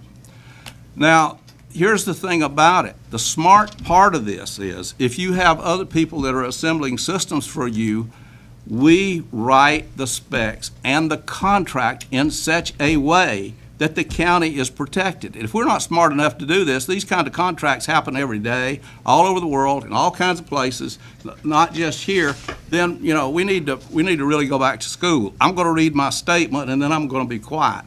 I can't support this in the form that it's in. It should be sent back for rebid, and we should entice as many bidders as we can get so that we can look at the alternatives, and we're going to learn a lot of things when we look at the alternatives. I'm not a communications guy, but from an engineering standpoint, we have solved this problem in the most expensive way that we can solve it. And other people will have some other ideas about how to do this. Oh, wait a minute. I got chocolate one at the EMS here. Gee, we don't need to go through that again. Here we go. There's only one bidder. A proposed contract. I haven't seen a proposed contract. I don't know what the performance standards are. I don't know how we can go back on the Motorola distributor when the system doesn't work. Just as Ms. Lay told us at the beginning of the meeting, commissioners can't approve contracts that we don't have in our hands and we haven't seen. That can lead to a lot of trouble. As a matter of fact, it's against the law. That contract's not in this package tonight, so I don't think we can approve this thing anyway. The system presented is a gross overkill. There are a total of 5 transmitters. Presently, we have one that does the job, not perfectly, but it does the job. There are multiple ways to provide the desired services for less than half of what is proposed. Alternatives, both the desires of county staff and the design of the system have not been examined. The proof of this statement is that we only have one bid presented. It was a performance bid, remember that. When you bid, you solve the problem to meet the standard of the 95% plus the being able to talk into schools, and you could solve that however you wanted to, and the county was going to take a look at it and see what the most economical and the best thing to do is. We haven't done that. We have not even come close to that. So the way that the bids were sent out was contrary to what the county said that we wanted to do. The entire project should be re-examined, rebid, based on the desired performance of the proposed system without regard to the business structure of the bidder. The protection of Beaufort County can be handled by guarantees of the bidders and or with bonding of various types. The possibility of providing single system, probably Viper, has not been examined by the Board of Commissioners. This system provides 2 systems. It provides a VHF, and a UHF. Currently, the firemen are using a VHF system. Viper is what the state of North Carolina has gone to. It is the Cadillac. They've been working on this since about '95 of getting more and more of these towers installed and going to this. So why can't the firemen use the Viper system too? Why can't the EMS use the Viper system too? We have not examined that. So I think the case is clear that the alternatives by this board have not been examined on this particular item, and it goes back to the secret of getting more than one bidder. You've got to have multiple bidders in order to get the best price and the best system for Beaufort County. My motion, is there a motion on the floor? Not yet. My motion is that we send this back and that we engage multiple bidders without the requirement that one manufacturer has to manufacture everything that goes in it. Have a motion, is there a second? Second. Have a second discussion. Mr. Chairman, got a question. Was it not possible for other manufacturers to bid on this project? It was. Why didn't they bid? We sent it back. I don't know. There was 2 opportunities to do it. They just They just didn't do it. just didn't do it? Yeah, we sent it back. Single bidders are always fishy. All right. Well, okay, go ahead. I think the public needs to understand this. Let's don't get camouflaged into some of the conversation. There was other manufacturers that had a chance to bid on it, and they chose not to. I mean, the fact that it said 95%, that the other ones apparently didn't think they could make it happen. And that's a pretty high ratio. But I can tell you, if you're in that other 5%, you're going to wish you had 100% when something goes down. And I can tell you that this was bidded twice. That's what I thought. We sent it back. It was last twice, same results. So there's not a question about everybody didn't have the opportunity. The opportunity was there, but they chose not to bid, and so as far as I'm concerned, it's null and void. We need to move on. All right, all in favor? Mr. Chairman, of- can I just say, clarify one question? Okay. I think this is right. When the original system was put in 15 years ago, or however long ago it was, the spec at that time was 95%. So 95% in the street is a pretty standard specification. It is not way up high here. It's pretty much the standard at which you want the system to be able to work. It was the standard in which the original system was put in. So I mean, when you say 95 is high, 95 is No, the no, standard. no. 95 is just for out here. What about getting inside of these buildings? When you increase the standard to having to get inside the buildings and you're putting all these towers around Beaufort County to get inside the building, we're talking about two different standards. We're talking about 95% in light structures, so that when I'm sitting at home, I'm a volunteer fireman, and I'm sitting at home asleep in my bed, my pager goes off in my house. That's what the spec is, 95% in light structures. Now, there were what we looked at in order, and this was in front of the radio committee, and in fact, so I'd like to address a couple things that were mentioned, and Don's here can correct me if I say anything wrong. This was discussed with the radio committee about the Viper system, and why don't you just, in fact, there was a long discussion at one of the meetings about that. Why don't you just put everybody on Viper? That's the best way to do it. Well, you can't page off of Viper. Now, let me correct. You can page off of Viper, but it costs about $4,000 for the radio for every fireman to have, to be able to page off of it. 800 doesn't allow you to page except for a very expensive piece of equipment that you'd have put on the hip of every fireman. Now, contrast that to a $200 Minotaur, 350 Minotaur that goes on your belt with the VHF system. So you've got to make, unless you really want to spend a ton of money, you've got to maintain VHF for paging. We currently have VHF radios in all the fire departments. The infrastructure is in for that. If we were to change and go to Viper, first of all, we'd have to put a $4,000 radio on everybody's hip so they could hear, and then we'd also have to go in and redo all the radios we currently have. So the group looked at, was it best to use the existing infrastructure and upgrade that and make it right, or did it make sense to go to Viper? I assure you that was a long conversation that was had with the group, and it was financially it made the most sense to use what we have, because then we wouldn't have to replace all the things we had. We wouldn't have to completely change everything we had. Now, we are using Viper towers. Now, when you say they're towers outside the county, those are state-owned towers that we've been given permission to put our equipment on. The state maintains those towers. The state maintains the generators that run those towers, and all of the infrastructure there. We're simply putting our equipment on those towers, which saves us a tremendous amount of money. I think that we're building one tower for ourselves, and that is at 500.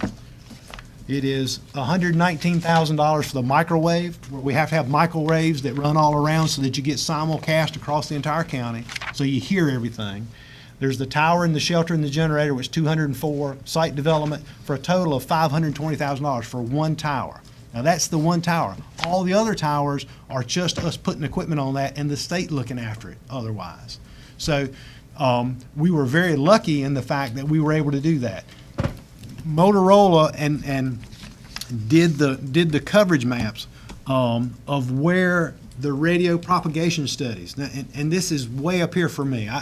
But what their engineers, their radio communication engineers, the guys that do this, ladies that do this for a living, run those propagation studies to know exactly what it takes to cover an area.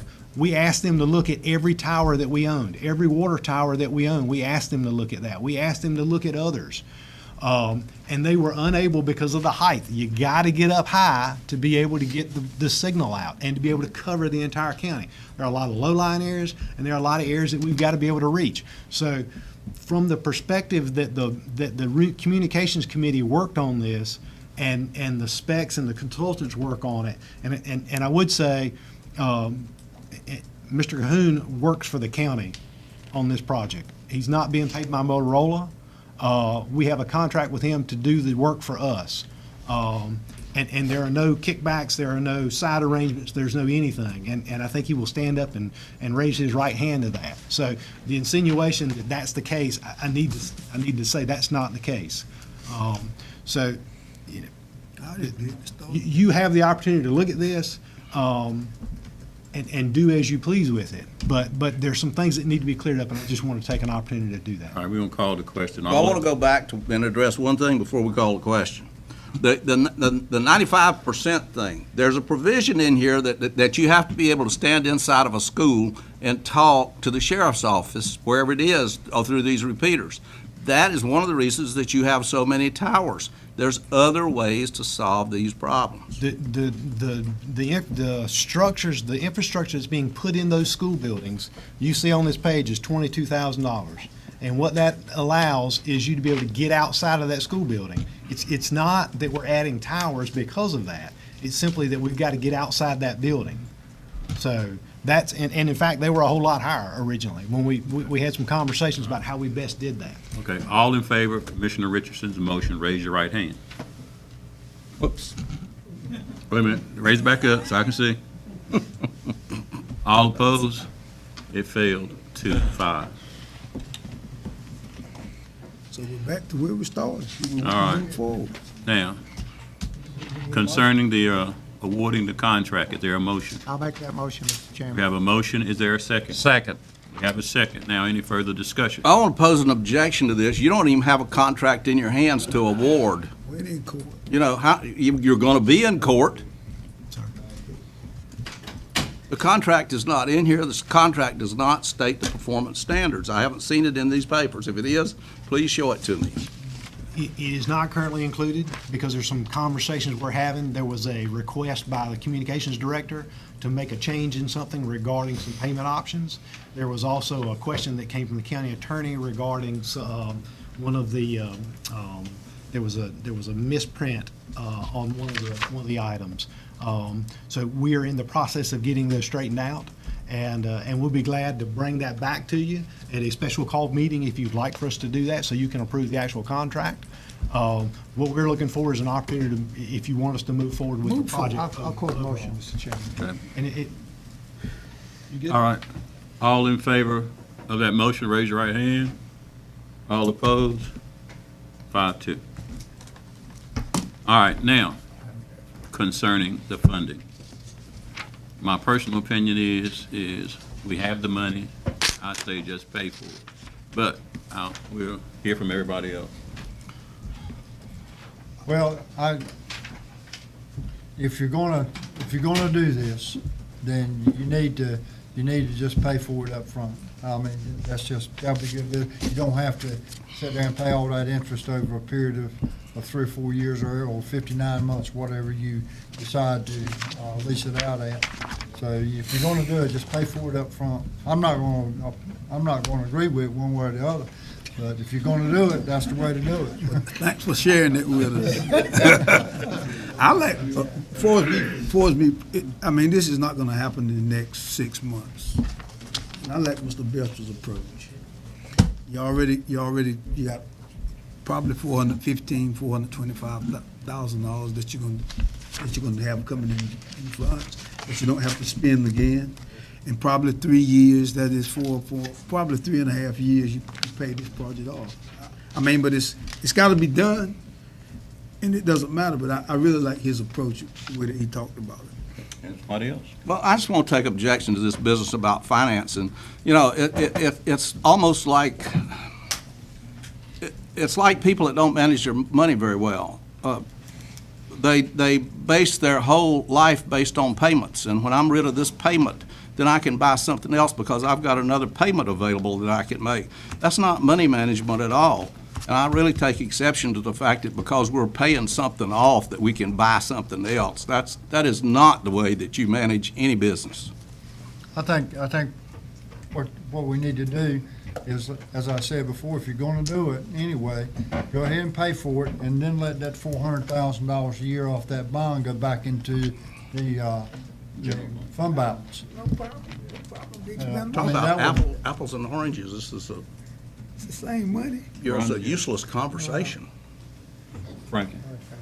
I I've been on here 2 years, and I've seen the numbers change, and I'm a little bit reluctant to do 100% of it at this point in time.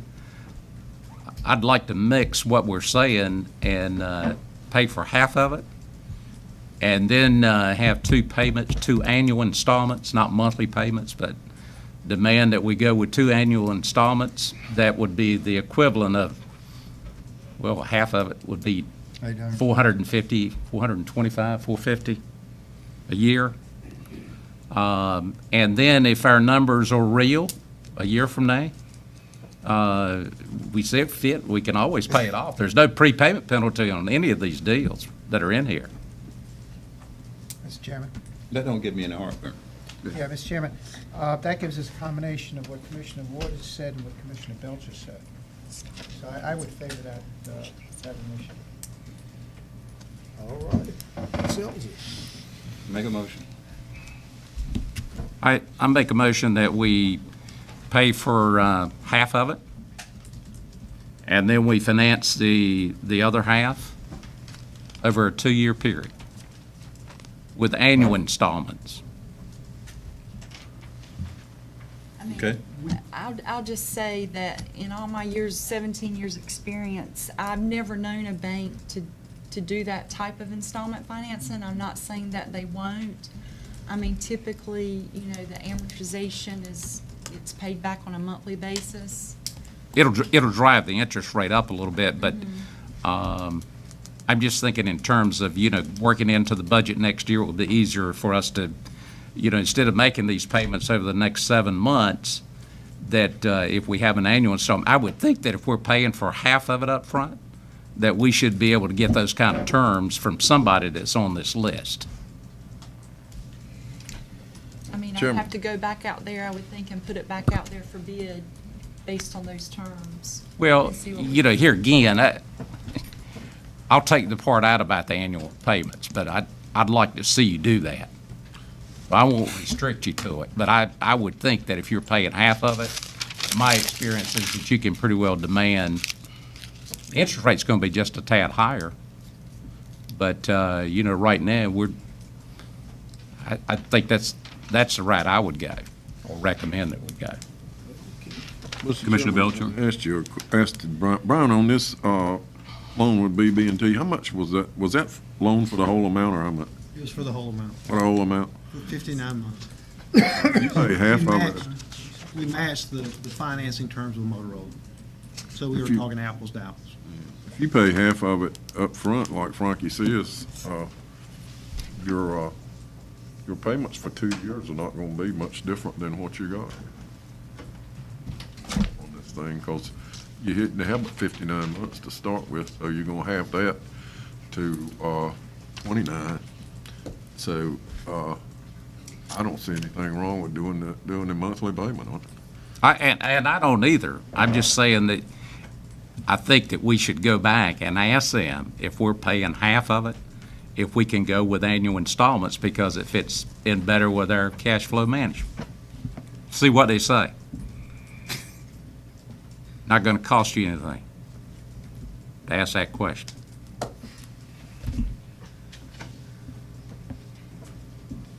So if that is the case, then we are not making a decision on the financing. Am I correct? And if you'd like for us to bring that back to you at a special call meeting, we can do that. Is that the pleasure of the board? Well, Why don't you change your motion so we get it out of the way? I'll remove the annual payments, finance it over 2 years. I mean, I We still would still think need to go I've back got out. to go back You should and got to go back either way. on bids, just because you've changed the terms, the original terms. It would take us about a week. Okay. But in the banking world, if you shorten the term, the rate should come down. I'm assuming this 1.42 is fixed. Yeah, I mean, I'm not sure that we're going to get a better rate than 1.42. I was really I agree. shocked at 1.42. I think you're right. Don't shake the tree. Right, we would just want to go back out, since we put it out to start with and received, since we've changed the terms, we'd like to go back out with it. Otherwise, your bankers are not going to want to bid, folks. That's what they're telling you. You got to be up front with these people. What kind of motion do we need? Get this. Well, I mean, you're saying for us to do it, we've got to be tying in the monthly payments and the interest rate, the whole 9 yards, okay? So we've got to wait. We've got to wait if they're going to go back and do it. So was there a motion made? There hasn't been a motion. There was a motion that was. Or will you withdraw your motion? Yes, I will do All right. that. We'll, I was going to offer a little bit of background about why we recommended appropriating fund balance and paying cash for the project, because, I mean, 1.42% is a great rate. But that is about $65,000 in interest over the 59 months.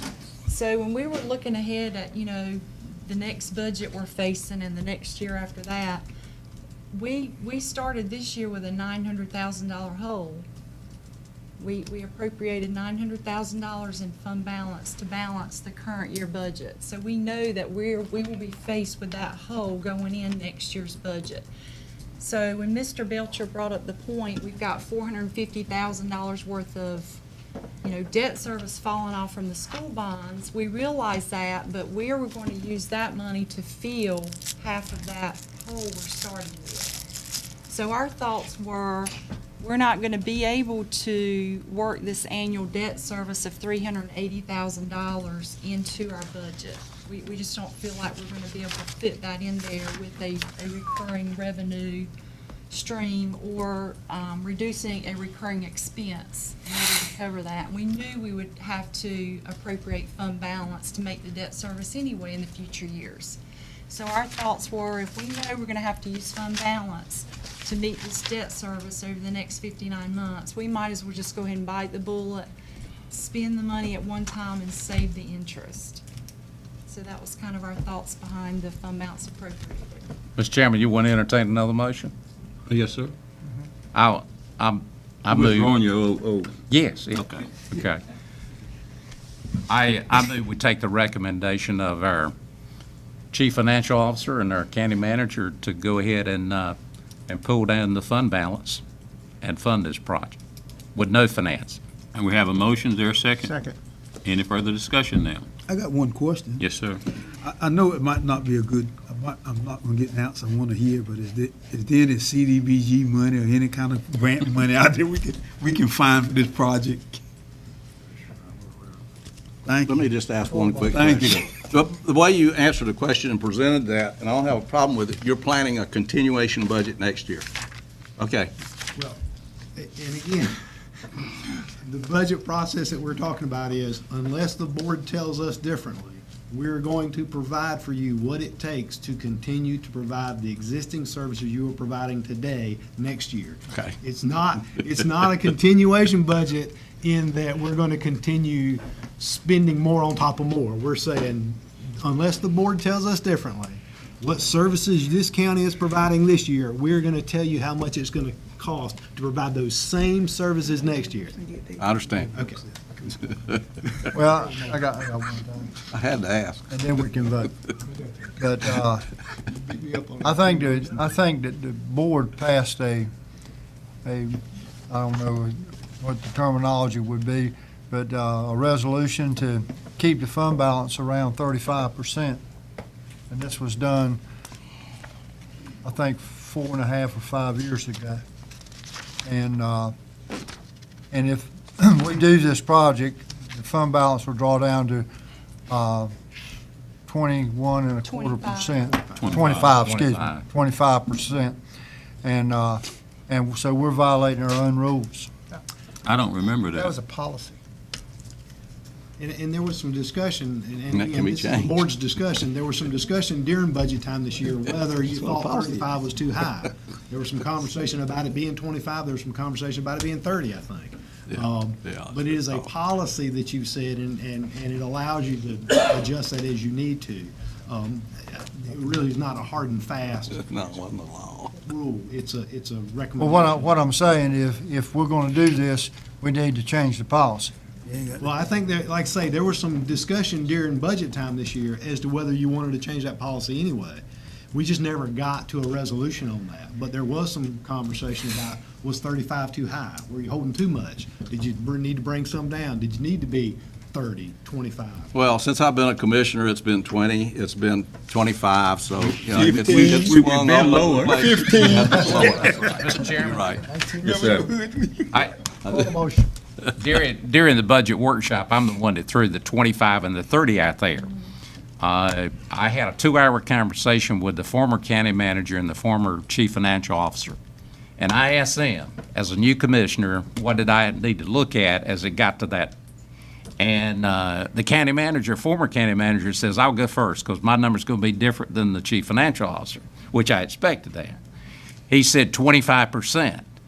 And then I looked at the former chief financial officer and I said, okay, what? Because you have to balance and you have to make sure the cash flow is there. And he said 30%. Because this business is like every business. There is a low point where if you don't have the cash, you've got to have a line of credit with the bank. But that gave me a lot of comfort in 25 to 30%. And I think that, you know, and I think you two would say the same thing. I think our target is what it says. It's a target policy. It doesn't say it's a policy. I mean, that it's, you know, we're going to get slapped on our hand if we go below 35 or if we go below 30. All the questions. All right, all in favor of Commissioner Waters' motion, raise your right hand. All opposed, 6-1. I voted for it because it's the cheapest thing for the county to shore up this mistake with. That's a bad, bad on boy. We're gonna be in recess. We don't care. He's a master man. All right, we're back in session. I'm going to change the agenda a little bit. I'm going to allow Ms. Creasman to come on and so she can go home. There'll be items 6 and 7. Good evening, Mr. Chairman, Commissioners. On February 1st, 2016, the Beaufort County Board of Commissioners approved the request to enter into a contract with Johnson's Personnel Consulting, Inc. for the revision of the Beaufort County Personnel Manual. Sylvia Johnson of Johnson Personnel Consulting is nearing completion of the manual revisions. Upon recommendations from Mrs. Johnson and Brian Alligood, a committee has been established by the Human Resource Manager that will represent various departments within the county. The committee will meet with Mrs. Johnson, the Human Resource Manager, and the County Manager to discuss and review the revisions and make recommendations for changes and/or additions. We feel that it would be beneficial to include a county commissioner in this process before the manual is presented for the board for approval. The recommendation is to select a commissioner to participate in the committee to review revisions to the Beaufort County Personnel Manual. Okay. Well, I'm going to nominate myself for that. I'll retire in 17 days, so I'll have something new to do. I think each commissioner should be sent the draft, though. I mean, I don't have Jerry review it, but I would like to see what the first that's pass fine. is. Yeah. That's good. And Very good. let him do the talking. I'll call him if I have a problem. So moved. All right. All right, we have a motion. Is there a second? Second. Any further discussion? All in favor of me? Thank you. Great. Thank you very much.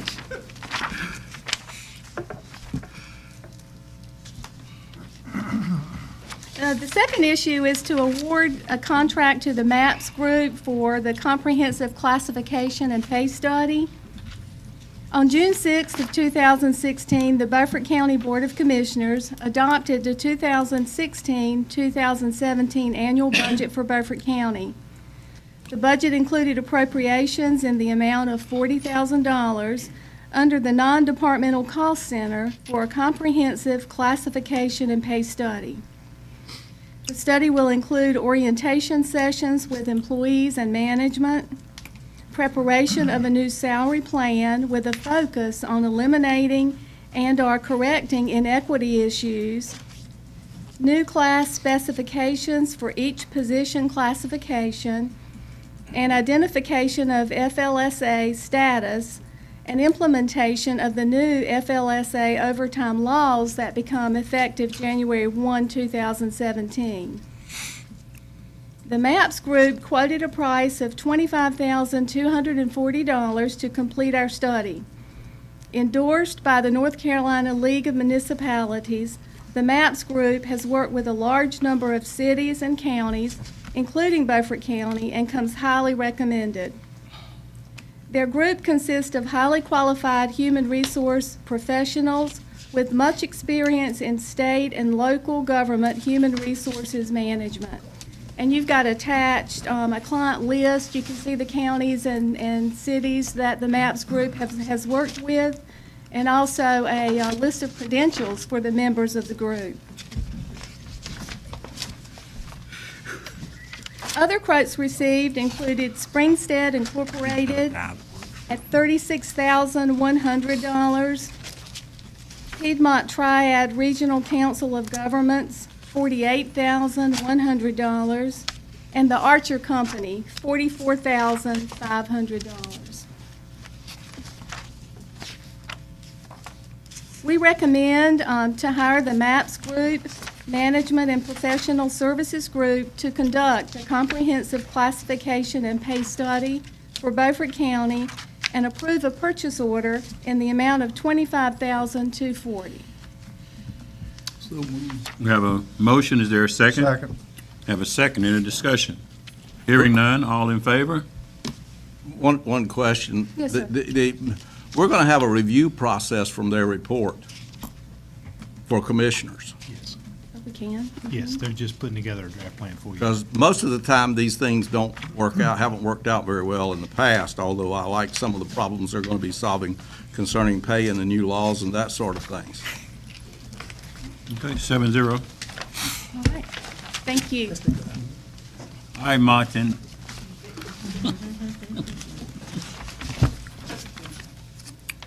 Good evening, Commissioners. Here again to talk about the Commerce Fellows Capacity Building Grant and updating our current plans and policies related to drawing down those funds. As you remember, this is a $50,000 grant, which is to assist local municipalities and county staff to pay for training costs. So to comply with federal guidelines to draw down the funds, we need to update our Beaufort County Equal Employment Plan, our Beaufort County Procurement Plan, Beaufort County Fair Housing Policy, Section 3 Plan, Language Access Plan, and the Section 504 Self-Evaluation Plan. The last time we updated these plans was in 2009. So what I ask for is, if you would please, pass a motion to adopt the aforementioned plans and policies to allow the county to draw down funds so the county and municipal staff can attend the upcoming Commerce Fellows Capacity Building Grant training sessions. So moved. Have a motion Second. and a second. One question, none of these are new plans. These are updates of federal Existing Yes. plans. Any further discussion? Hearing none. All in favor, raise your right hand. Opposed, 7-0. Thank you. And I assume that would allow Chairman Langley to sign the plan. Thank you. Mr. Chairman, just one note on this project. We'll be having a budget amendment at the next meeting. And since there are no county dollars involved, we'll probably just stick that on the consent agenda. I did not have the grant agreement in time to know how to set it up for this meeting. When?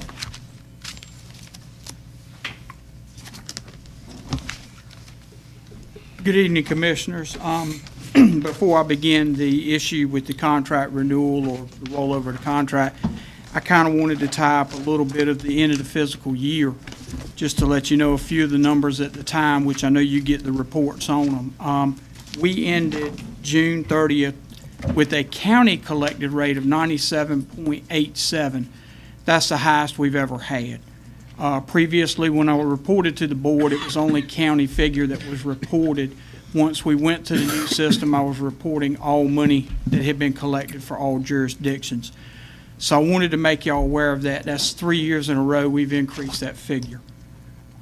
We've gone from 95.67 when I started to 97.87.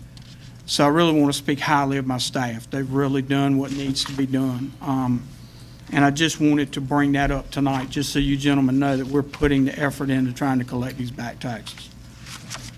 Tonight, what I have to present to you gentlemen is the rollover contract for Zacchaeus Legal Services.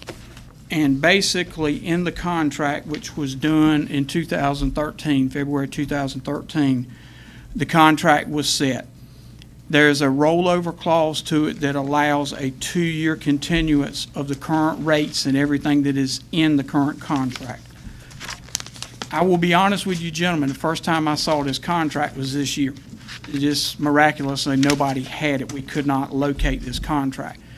But what I wanted to do was, number one, present this contract to you gentlemen so it would be a public record. There would be it. Katie would have a copy. I would have a copy of it. But I also wanted to present this to you tonight for review. I will answer any questions that you have over this current contract and go forward as you direct me to go forward with it. What is the pleasure of the board? We're just renewing the contract that we've had up till now without any change. It's a rollover, Commissioner. We have to let him know within 90 days of the end of the year before the contract comes up. With the contract coming up February of next year, we had till October 1st if we wanted to send a letter or do something with this contract. Now, I will say this too.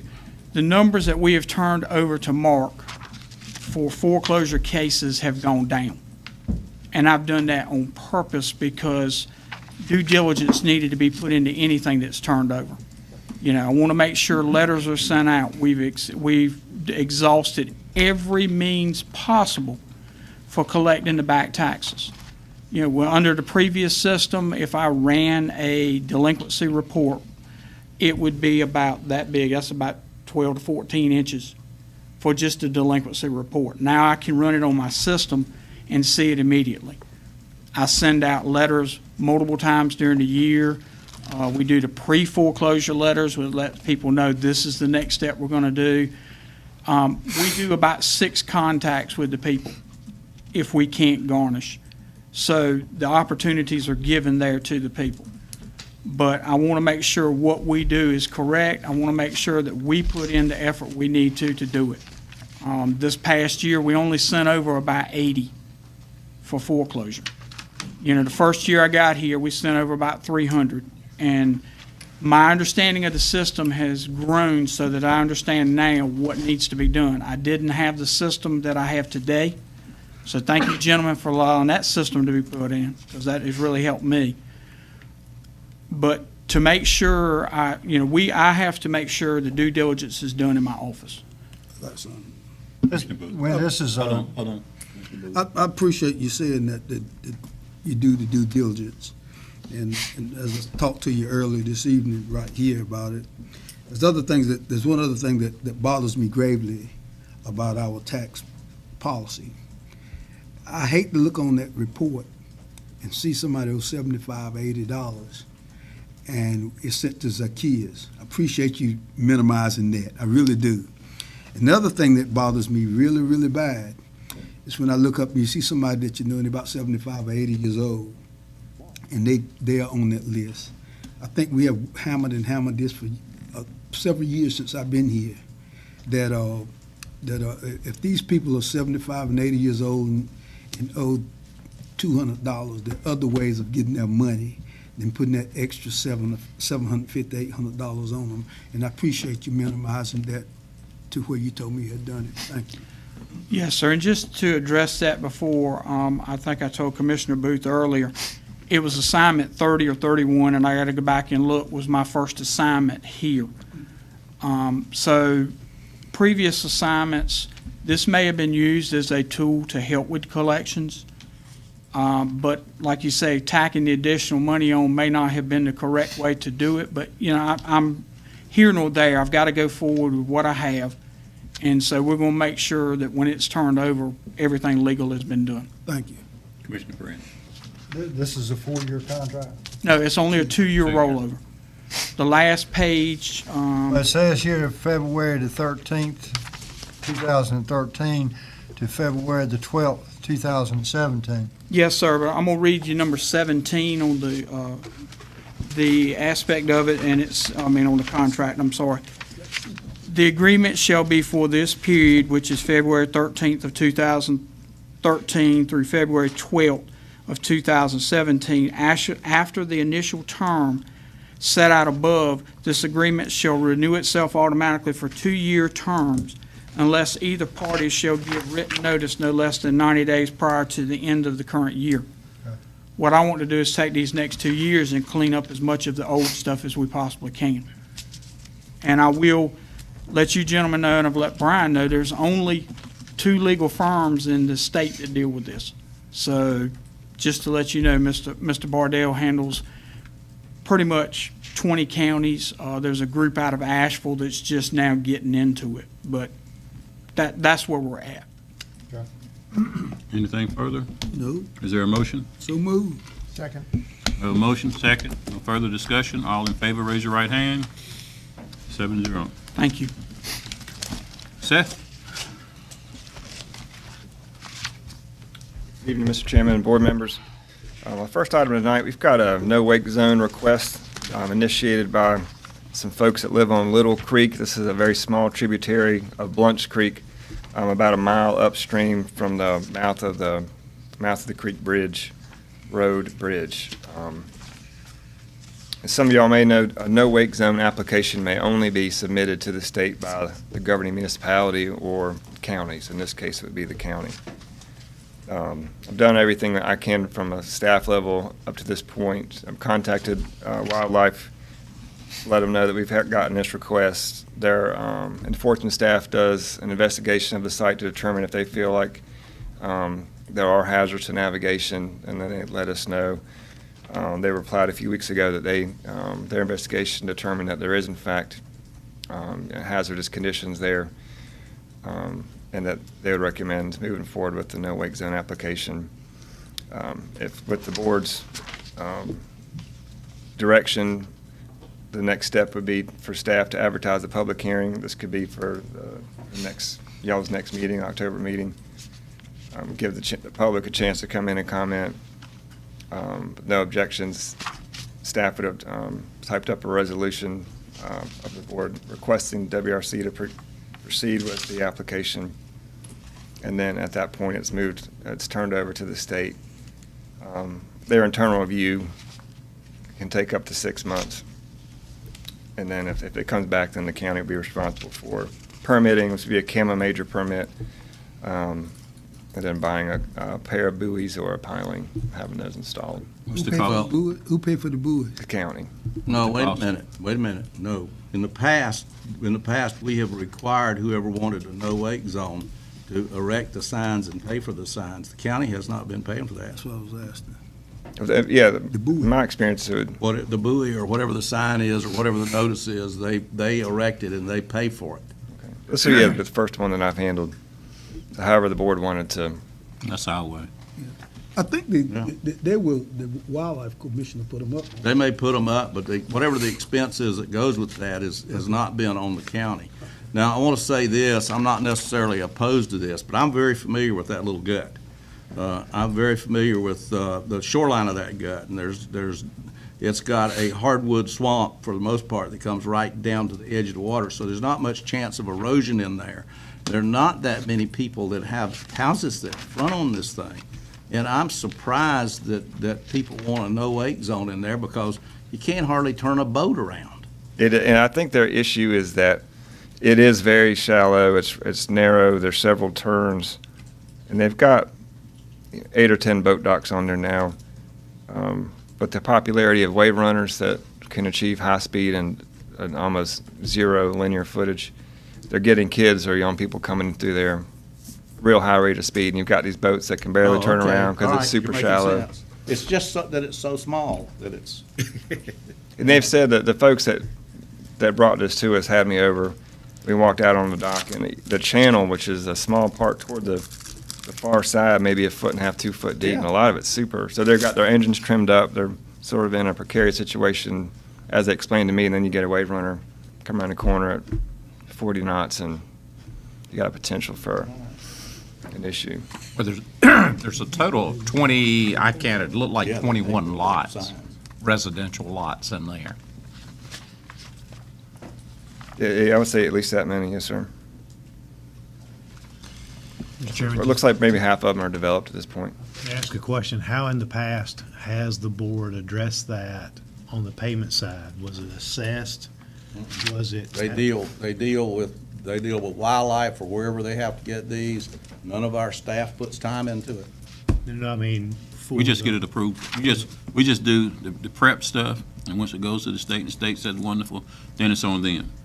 Okay. I know that Signs the in same. Broad Creek. Signs the same way, yeah. In Broad Creek, they wanted a no-wake zone in there, and they drove their own piling. Yeah, we And told hung them we would Yeah, approve it, but exactly. but we weren't going to any of the expense of maintaining signs. If the sign falls down, don't call us. You know, that's your problem. Enforcement too? Yep, and the enforcement. We don't call us about enforcement, call wildlife. Yeah, we don't have any way to enforce it. Okay. With the board's direction, I can move forward with the application Is process. there a motion? So moved. Second. Have a motion and a second. Any further discussion? Hearing none, all in favor, raise your right hand. All opposed, 7-0. Your next item.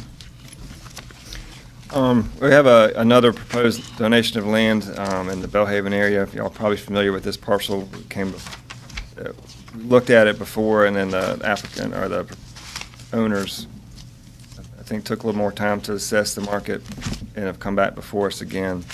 Approximately 7.46 acres adjacent to the Cooperage tract, on West Main Street there in Belhaven, just on the other side of I believe it's Shumont Creek. It's approximately 5 acres of this property is upland and therefore probably buildable. The remaining 2.6 acres plus or minus are wetlands. It's owned by Mr. Tillman, Mr. Brantley Tillman, and 2 other partners at this time. What's the pleasure of the board? Okay. I just, this is beginning to be a routine for people in Belhaven unloading their property on the people of the county of Beaufort. I mean, this is also, they're just doing away with the tax value on this property. If they give it to us, then there's no tax value on it. Is that correct? That's right. And none to us and none to Belhaven? Well, if I may, I had the pleasure of spending most of the day with the mayor in Belhaven, and I mentioned this to him, and he says that they are concerned about what Commissioner Brin just said. You are removing our money from our tax base that we get for taxes for this property. I'm not opposed to the county taking title to the property as a donation, but I really think we've taken that Cooperage tract and we've taken that out of the tax base. If we were to take this for the county, I think the county should consider donating it back to the town, and then they can sell it or do whatever they need to do with it. Can't do that, I don't think. Like you can't sell it once we get it? No, we can't give it to a non-municipality. We can't give it to. Is that right, Brian?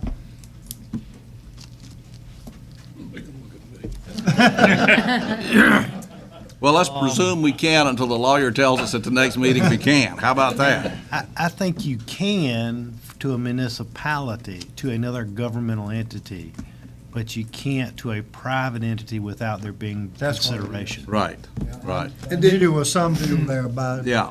I think, I'd like to consider if we take this, giving it to the town of Belhaven to compensate them for some of their burden, and then they can sell it or use it for whatever.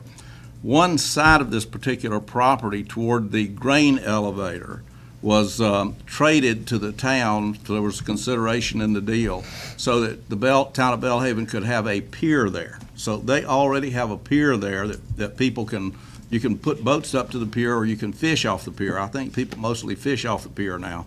So, you know, there'd be some logic in us taking the property as a donation and then rolling it back to the town, because we are hurting them pretty bad. The most valuable property in the town of Belhaven for future real estate development on the water, and the most valuable property in Belhaven is on the water, is the Cooperage tract that we now have, and this tract. So the mayor was concerned about it, and I think somebody should get to him in the next few days, because they may be doing a resolution or something at their next meeting, and I don't really think we would want them to do that. I think they do deserve some consideration in these matters. Well, if I could speak to that real quickly, their city manager has been involved in our conversations about the Cooperage tract over the summer. In fact, sat with us as we talked to wildlife about that. We actually do have a meeting scheduled, I think, sometime this week with them to go over that. Oh, okay, I didn't know that. But they have been involved in that. And the opportunity that we've looked at is for commercial development in fact, wildlife worked really great with us on that to say, we're going to put in this section, but here's an area that you can also do public-private partnership development for docks, for other things. So we've really tried hard to make that appropriate. I mean, there's a lot of wetland in there that you can't build. Both of these properties are eat up with wetlands. But we had talked about boardwalks, helping the town of Belhaven apply for a part of grant, put a boardwalk around there and all sorts of things. So those discussions have been. Oh, okay. The mayor's not aware of that. The city manager is. Okay. Brian, let me ask you something. If the people that's donate to us, why don't they just donate it to the city of Belhaven? If the people that want us to have it, why don't they just donate it to the city? That's what I was wondering. Local politics. Local politics. Tillman is one of the leader of the Pantego Creek LLC, which has the hospital, and he's a bitter enemy of everybody down there that is for the hospital. So it's just not going to happen. Well, Mr. Chairman. Okay. Is there any strings in the donation to us? Is they're giving it to us for a reason? They want us to do something with it? The only statement Mr. Tillman made in his letter was for the betterment of the people of Belhaven and Beaufort County.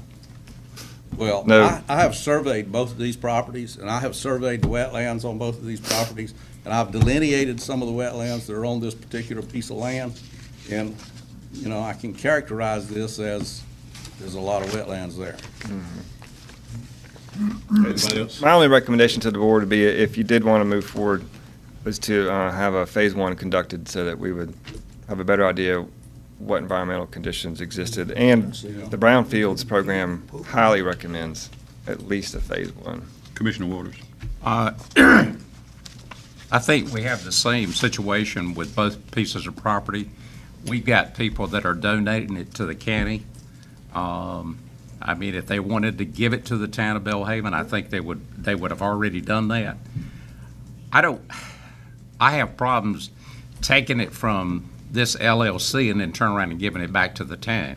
I think we should be up front with somebody and tell them if that's what this Board of Commissioners is looking at. I had the opportunity to visit with some people that are interested in doing something on either one of these tracks. The good thing about this last one is the water is deeper going up into that creek than it is over here where the ramp is. There's some potential, and here again, I think it's going to take the community, the county and the town working together to pull something off. But there is some potential on both of them.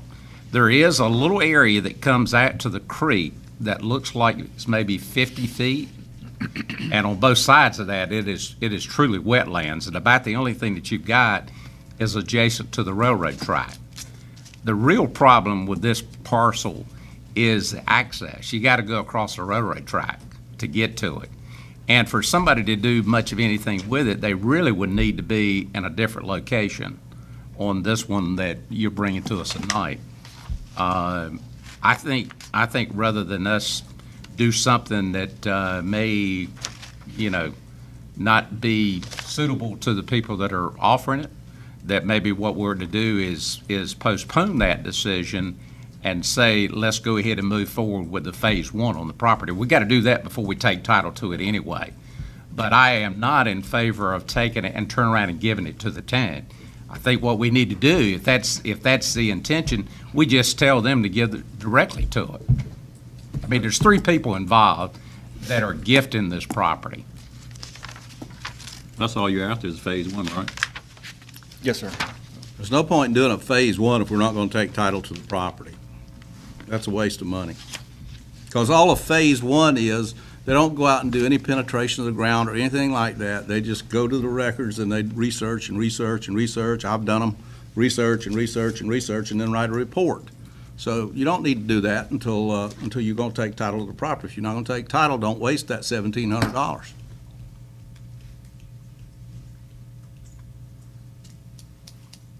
What's the pleasure of the board? Okay, I make a motion that we proceed and we tell them that we're interested in taking title to the property, but that the county's going to maintain it. There is no offer to be a pass-through to the town of Belhaven on this.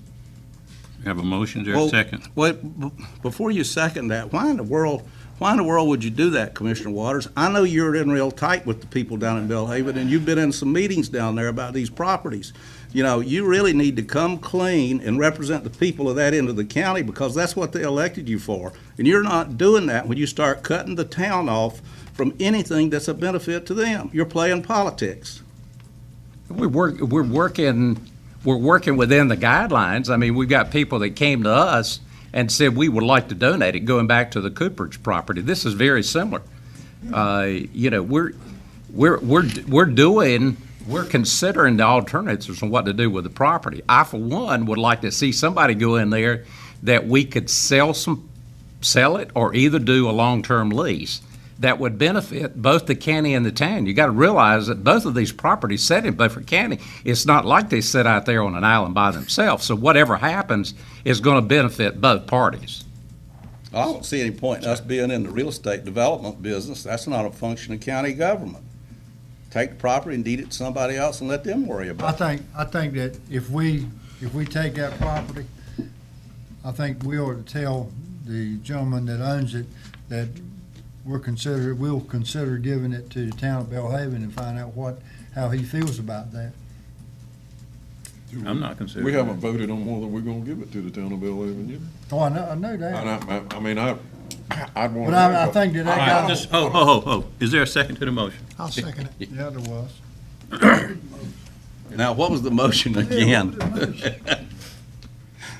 The motion is for us to accept the property. Period, without the conditions. Okay. Okay. Then you need to Now change go. your original. Is that what we're doing? No, he can say No, without the conditions. Okay. No conditions. No conditions. All right, any other discussion? Could I ask a question? Okay. So the question that you're saying is you're going to accept the property with no conditions, not doing a phase 1 on it to determine to make sure? No. I'm sorry. Okay. You're going to do Phase a one. phase 1, and if the phase 1 comes back clean, you're going to move to accept the property? That's correct. Okay, thank you. All right, any further discussion? All in favor of Commissioner Waters' motion, raise your right hand. Opposed? 6-1. Thank you. Mr. Pack? Yes, sir. I'm here this evening to, as you can see in your package, to ask you to allow us to accept a $50,000 grant to defer the cost of the North Carolina Emergency Management's 2017 SAR exercise, search and rescue exercise.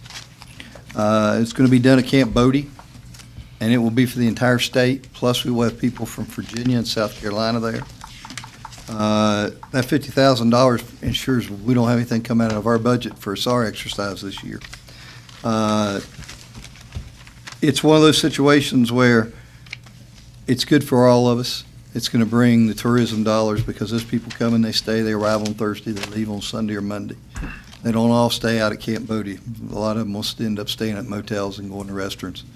The good thing is they're also the people we'll call on if we ever do a search and rescue and need dogs, horses, man trackers, or aircraft, because we plan to do all that out at Camp Bodie. All that type of training plus State's intent is the same as what ours would be. We're going to bring some experts in to actually do some training of some of the teams and to test some of the teams to see how good they really are. Because a dog team and a horse team never knows where they are until somebody from Florida comes up and tests them.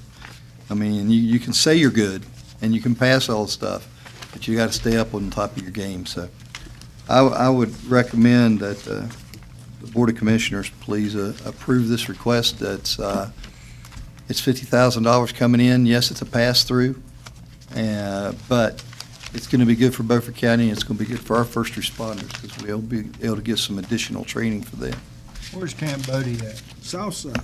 South side, we may be Out doing of the some creek training road. over on the north side also, but the primary will be on the south side. Exactly where is it at? That's the Boy Scout camp. Oh, okay. All right. I have a question. Yes, sir. When you get the money, are you going to be dictated to by somebody else on how to spend the money, in which case you may go over budget, or are you going to have control of authorizing the expenditures, or the manager, or whoever he designates, or whatever? The county manager will be the ultimate person responsible for the $50,000 because that's just the way the contracts are always written.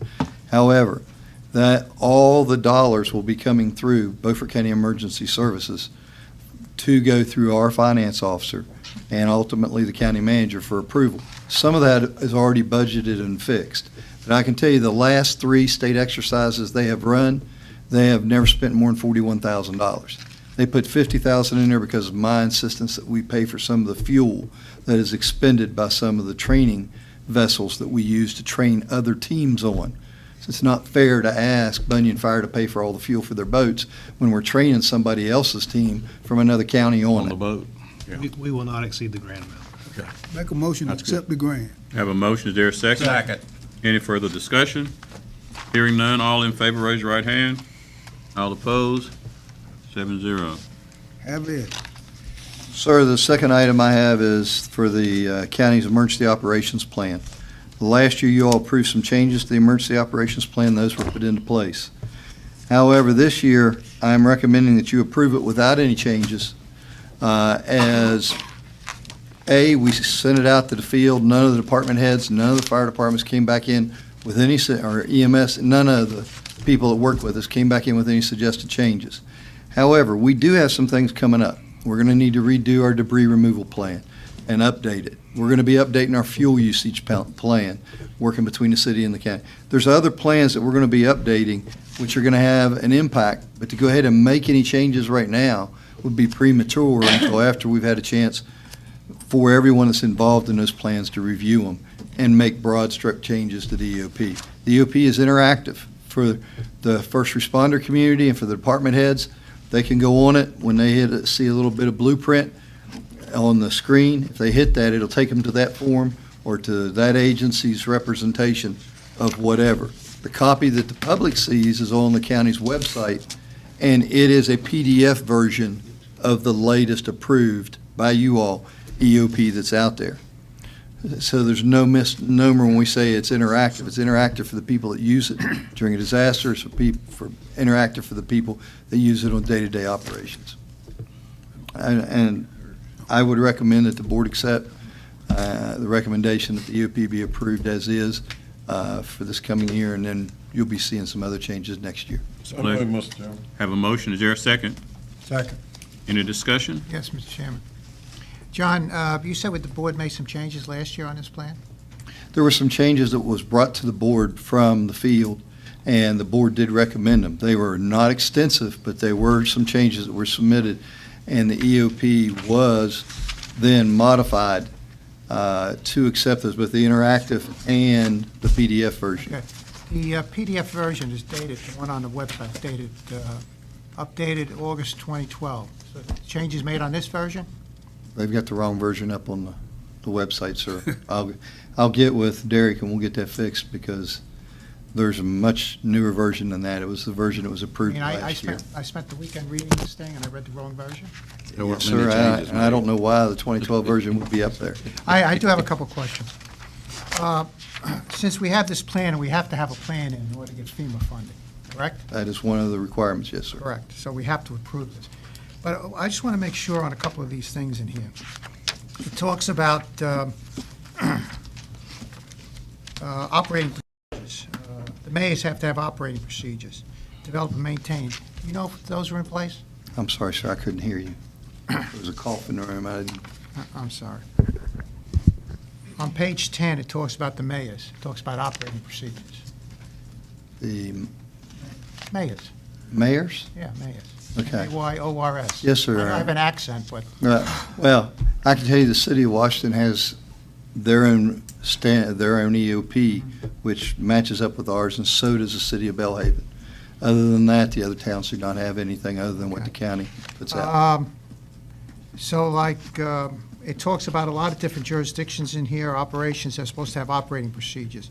So you're not aware of whether there's any in place to fulfill the plan requirements?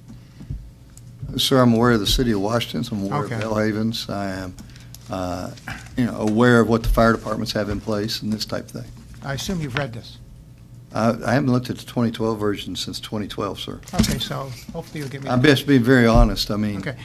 My last question is I looked at your email that went out on March 15, 2016. Yes, sir. Did it go to all the jurisdictions in the county? Went to all the department heads. No, I said jurisdictions, municipalities, towns.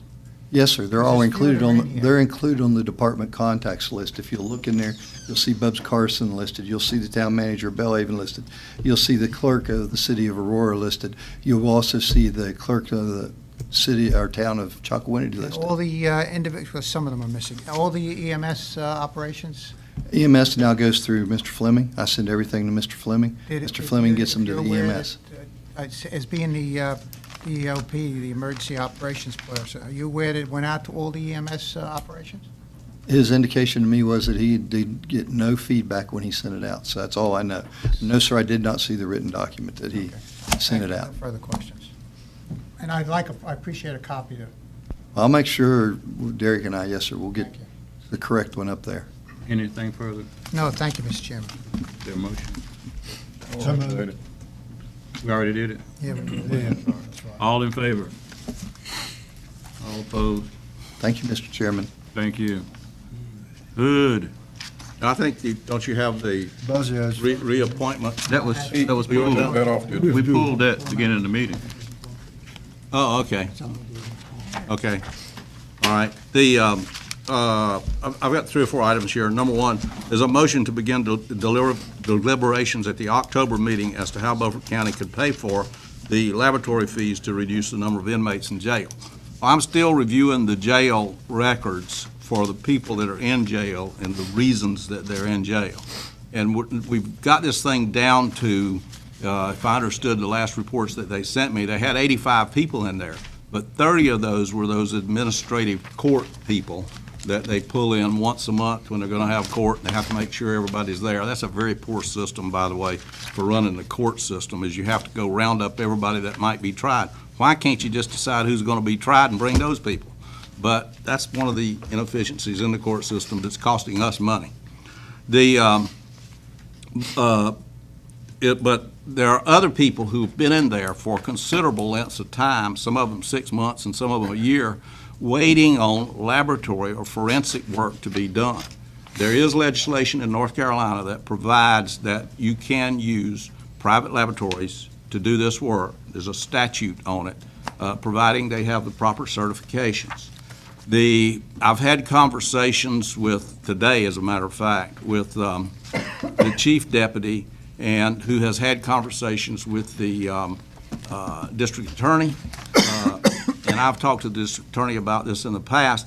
They would like to see something move forward on this because they can see a way that they can reduce the jail population and get people tried, because it's not fair to put somebody in jail and make them sit there forever, and they may be decided that they're innocent. He's been in jail 6 months waiting on the state laboratory. This just doesn't work. So all that I'm asking for is that we request that the manager have those conversations, some conversations with the chief deputy, the district attorney, and I would like to participate in this as a commissioner myself. That's up to the board to decide, so that we can see what we can do about using county tax money to pay for these forensic fees.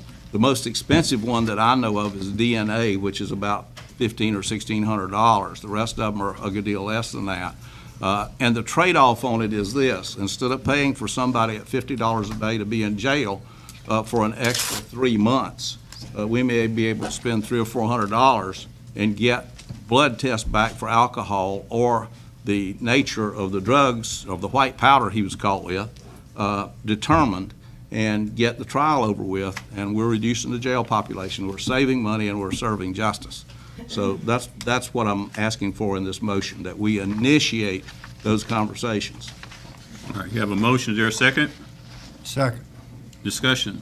Yes, I had a talk with Deputy Rose yesterday, and I asked him to just look in to find out what the cost of a private laboratory would be. And he called me this afternoon, told me he couldn't be here tonight, but he said that he would like to sit down and talk with me sometime this week and go over and find out the things that that we wanted out of that and the prices and everything, and he would try to get them for us.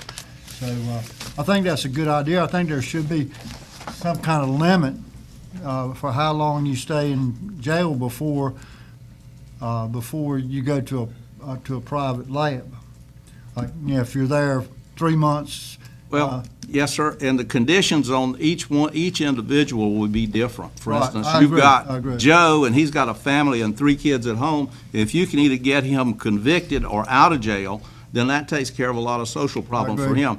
And the reason I want to start conversations is for just what you're talking about, Commissioner Brin, because I envision this thing as working with the decision made on this, maybe of a committee from somebody in the DA's office, a commissioner, somebody in the sheriff's office, and somebody representing the county. Maybe those 4 people can screen when you have an issue, because a lot of these things will come up on short notice, and they can say, okay, we looked at this case, we think you need to go forward this way. I'm not asking that the county just blanket get into the spending of money, and unless it's an advantage to us, we're not going to spend the money. Does the sheriff's department pay for their DNA testing now and blood tests and everything? It goes to the state lab. State labs. State lab, state picks it Everything up? goes, Okay. yeah, through the DA, I actually. didn't know whether they were charged for anything like that or not. That is the trade-off. It takes a little bit more time, but it's not at our cost. That's right. There was formerly a lab, as you'll recall, 3 years ago, I think, that started in Pitt County, and it has gone belly up. Oh, really? Last year, Golden Leaf actually funded them. Oh, really? To buy equipment and put it in there. Oh, okay. And last year, they went out of business because it's a rather expensive.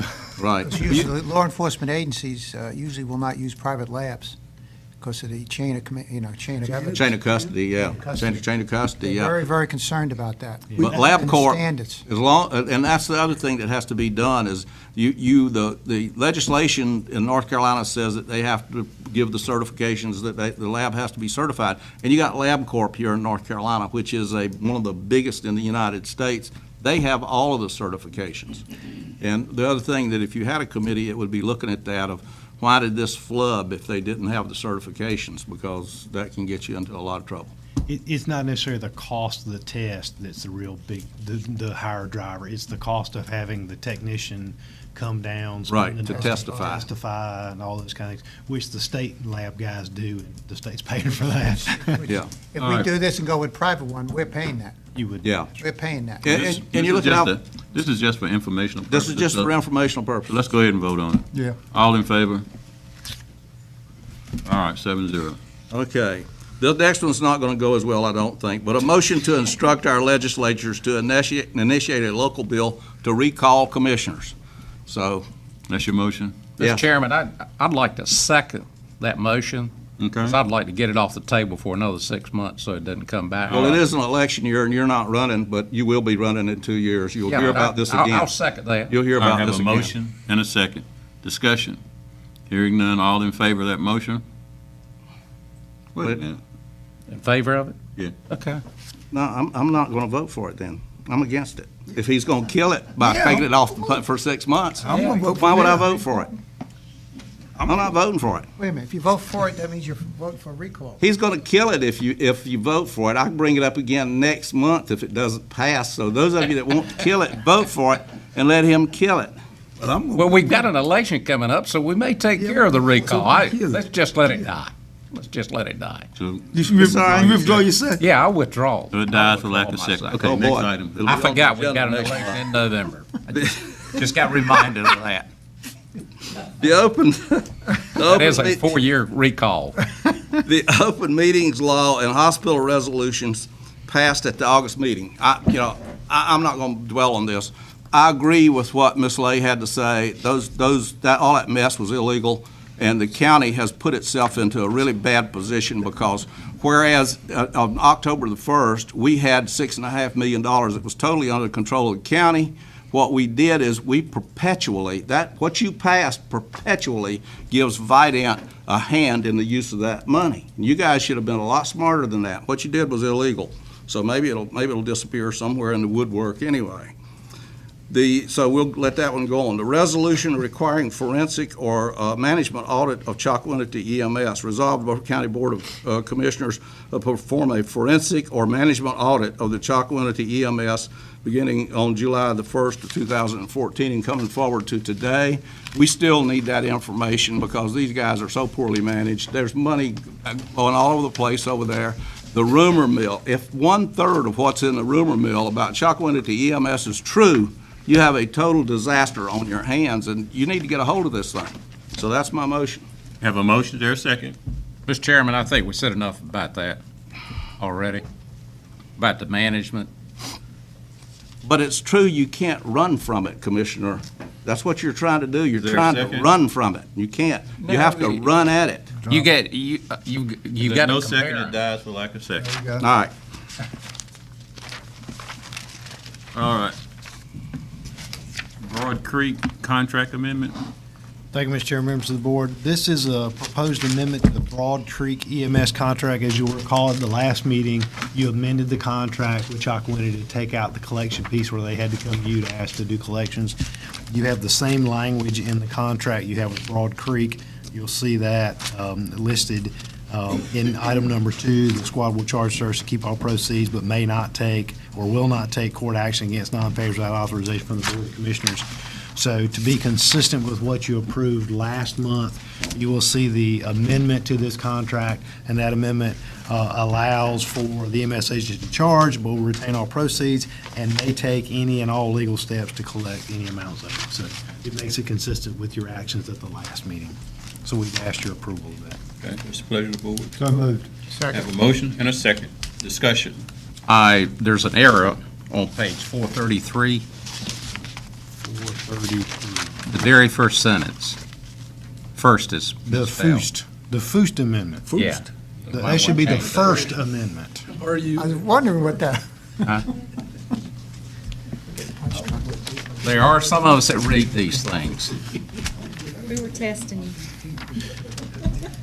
You passed. You passed. Okay, I got 100. Yep. All in favor? Do we vote? Yeah. Okay, 7-0. Legislative goals? Yes, sir. As you recall at the last meeting, we talked a little about legislative goals. They are due, they're due the end of this month, sometime toward the end of this month, to be submitted electronically to be considered by the Association of County Commissioners. So far, what we have pulled together is, of course, the transportation piece, and we have attached the resolution that you approved from the Mideast about asking that there be some funding for transportation distributed by geographic areas. There'd be some consideration about that. And then also you have a letter from BHM, Beaufort Hyde Martin Regional Library, asking that you resubmit the library goal that was currently in this year's goal to return public aid funding to the pre-2011 levels. There was actually some action taken on that, and they got a little bit more money, but they're still not at the pre-2011 levels. And they would ask that you submit that one again, or at least ask it to be continued on. And then if there are any additional goals that this board may have, we'd be interested in hearing those. Anybody? What about teachers' assistants, additional teacher assistants, or full funding for the schools? Is that a goal? It certainly can be. You can present that as a goal, but when it goes before the state, it might not make the cut. That's right. When it goes to the association, when they go through them, it Yeah, may not make the I cut. understand that. You don't But have you certainly nobody on that can issue. make that. So that would be to return funding levels for Teachers' assistants. teacher assistants. That conference is January the 12th and 13th in Raleigh. This one? Okay. January 12th and 13th. The other one that I would like to see, and I'm sure that the state will do it, is that the lottery funding revert back to 40% for capital. Yeah, That's gonna be up there. Never gonna happen. That'll be. That's there every That's year. there every year. It's there every year and fails every year. Anybody else have anything? Mr. Chairman, at the State Association meeting, I went to one of the breakout sessions on solar farms. And the problem we've got all across the state is that nobody is addressing the demolition cost and how that's going to be handled. Every solar company's got their own way of doing it, where they, say we're going to have a bond, and at the end of the 25 years or 20 years, the end of the contract, that they'll demolish it. In some cases, the county is being named as a beneficiary. I'd like to see us try to get us moved to where the solar companies start putting money into a state trust fund that can be tapped when a site goes belly up or when somebody decides to walk away from it. What we're seeing all across the state is that by the time the site is obsolete, is that it may have changed hands 3 times, 4 times. The other thing is that the landowner, can change over the life of it.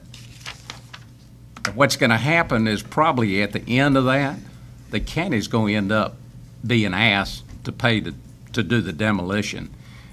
And it appears to me that if they're willing to pay money for a bond, then those companies would be willing to put money into an escrow account that's held by the state of North Carolina, to where Beaufort County could put an application in to come in and pay to clean up a site that everybody's gone. Nobody wants to pay for it. Somebody files bankruptcy, because I can tell you, these people, when they're getting $800 a month or $1,000 a month, they're going to spend it. They're not going to put money to the side, the landowner. And the chances are the people that, are putting them in, unless it's somebody like Duke, and most of them are held by an LLC, those people are going to be going too. So there's going to be absolutely nobody out there, and the money's gone. Is it maybe we put some pressure and have this as one of our goals, because it was a hot topic, and there was probably 15 counties that all said we're trying to do it different. Got it. Okay.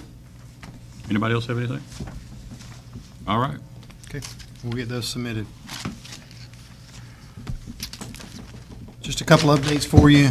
I did a presentation last week at the last City of Washington City Council meeting regarding EMS. That presentation was to try to clarify some of the misconceptions or misinformation that may have been circulating around. So I think we were able to clear some of that up. We actually had a meeting today, Anita and I did, with their folks to talk about some of the financial numbers that the EMS committee had asked for.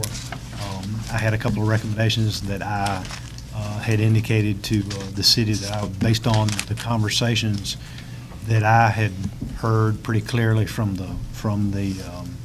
city council, I thought, in my presentation to them, that I had a few recommendations I was going to make to y'all regarding that. They asked me not to do that until they had the opportunity to bring their financials back, and so I won't do that until we meet next week. So that's kind of where all that stands. We're on track to meet again next week on the 13th with the EMS committee to talk about those funding models and see where that shakes out. The second item I have for you is the First Bank building. As you're aware, First Bank is moving very quickly on their new building on 15th Street. They are scheduled, I had an email from the city exec the other day. They are scheduled to move out of that building on October the 14th, the existing First Bank building on October the 14th, and they are opening their new location on October the 17th, and haven't heard, and I assume that's still on go. The lease that we have with them, or they have with us, ends November the 5th, and they intend to turn the keys over on November the 4th, that Friday. It's a Saturday. They intend to turn them over on that Friday. They've also had some conversations when I was over there the other day talking with Mr. Taylor about it. They obviously are outfitting their entire new bank with new furniture and new stuff, and they are going to make us a proposal, because we would obviously have to put some furniture in there as well, and they're going to make us a proposal as to whether we might be interested in just acquiring what they have in there, some of the stuff they already have in there. We kind of laughed. He said it'd probably cost me more to move it out of here than it would be to leave it. And I said, well, just leave it then. So, but he's going to put a number together, and I think we should be pleased with that number, is what I anticipate. So, but we do need to have some conversations about where we move forward with that building. We did have some numbers in the budget to have some conversations about that, and that was pulled out of the budget. So what we would like to do is put a group together and talk about what potential plans are for that building. I think there's some opportunities. As you're aware of, that side section of that building, they have a very large meeting room. I think there's some opportunities there to convert that and use that so that you don't have folks standing in the hall and you don't have folks standing on the walls. But we'd like to work through that with the board and would defer to the chairman on how we want to do that. Okay, well, what I like to do, I like to make a committee. Commissioner Richardson wants, you don't want it? I'll do it. And myself, anybody volunteer? Well, Okay. And we'll sit down and get together and talk about it. We'll get some plans and kind of have some conversations. So thank you for that. That's all I had. Thank you. All right. Mr. Chairman, I have one thing before we go. A lot of us, when we were in Winston-Salem at the conference, went to the workshop on the frequent flyers. Right. And we have two areas here that have a lot of calls. Bellhaven, one, and Chocowinity seem to have the most calls. Can we get John to do an investigation, Brian, to see what kind of frequent flyers we have in those two just to start? I mean, we eventually would want to do it throughout the county, but look at those two areas to see. Talking about EMS frequent flyers. Yeah. People who repeatedly call EMS. Yeah. That's That's just a local term for people who call a lot. But those counties have really done an excellent job in eliminating a lot of those calls and working with those people, and even making them healthier by pooling resources to eliminate a lot of those calls, and it helps the local EMS and it helps them, and it just seems like it's a win-win situation if we could start and move in that direction. We can do it. It does help build capacity in the system. There's another motion then. so, John, We adjourn. second. We're adjourned.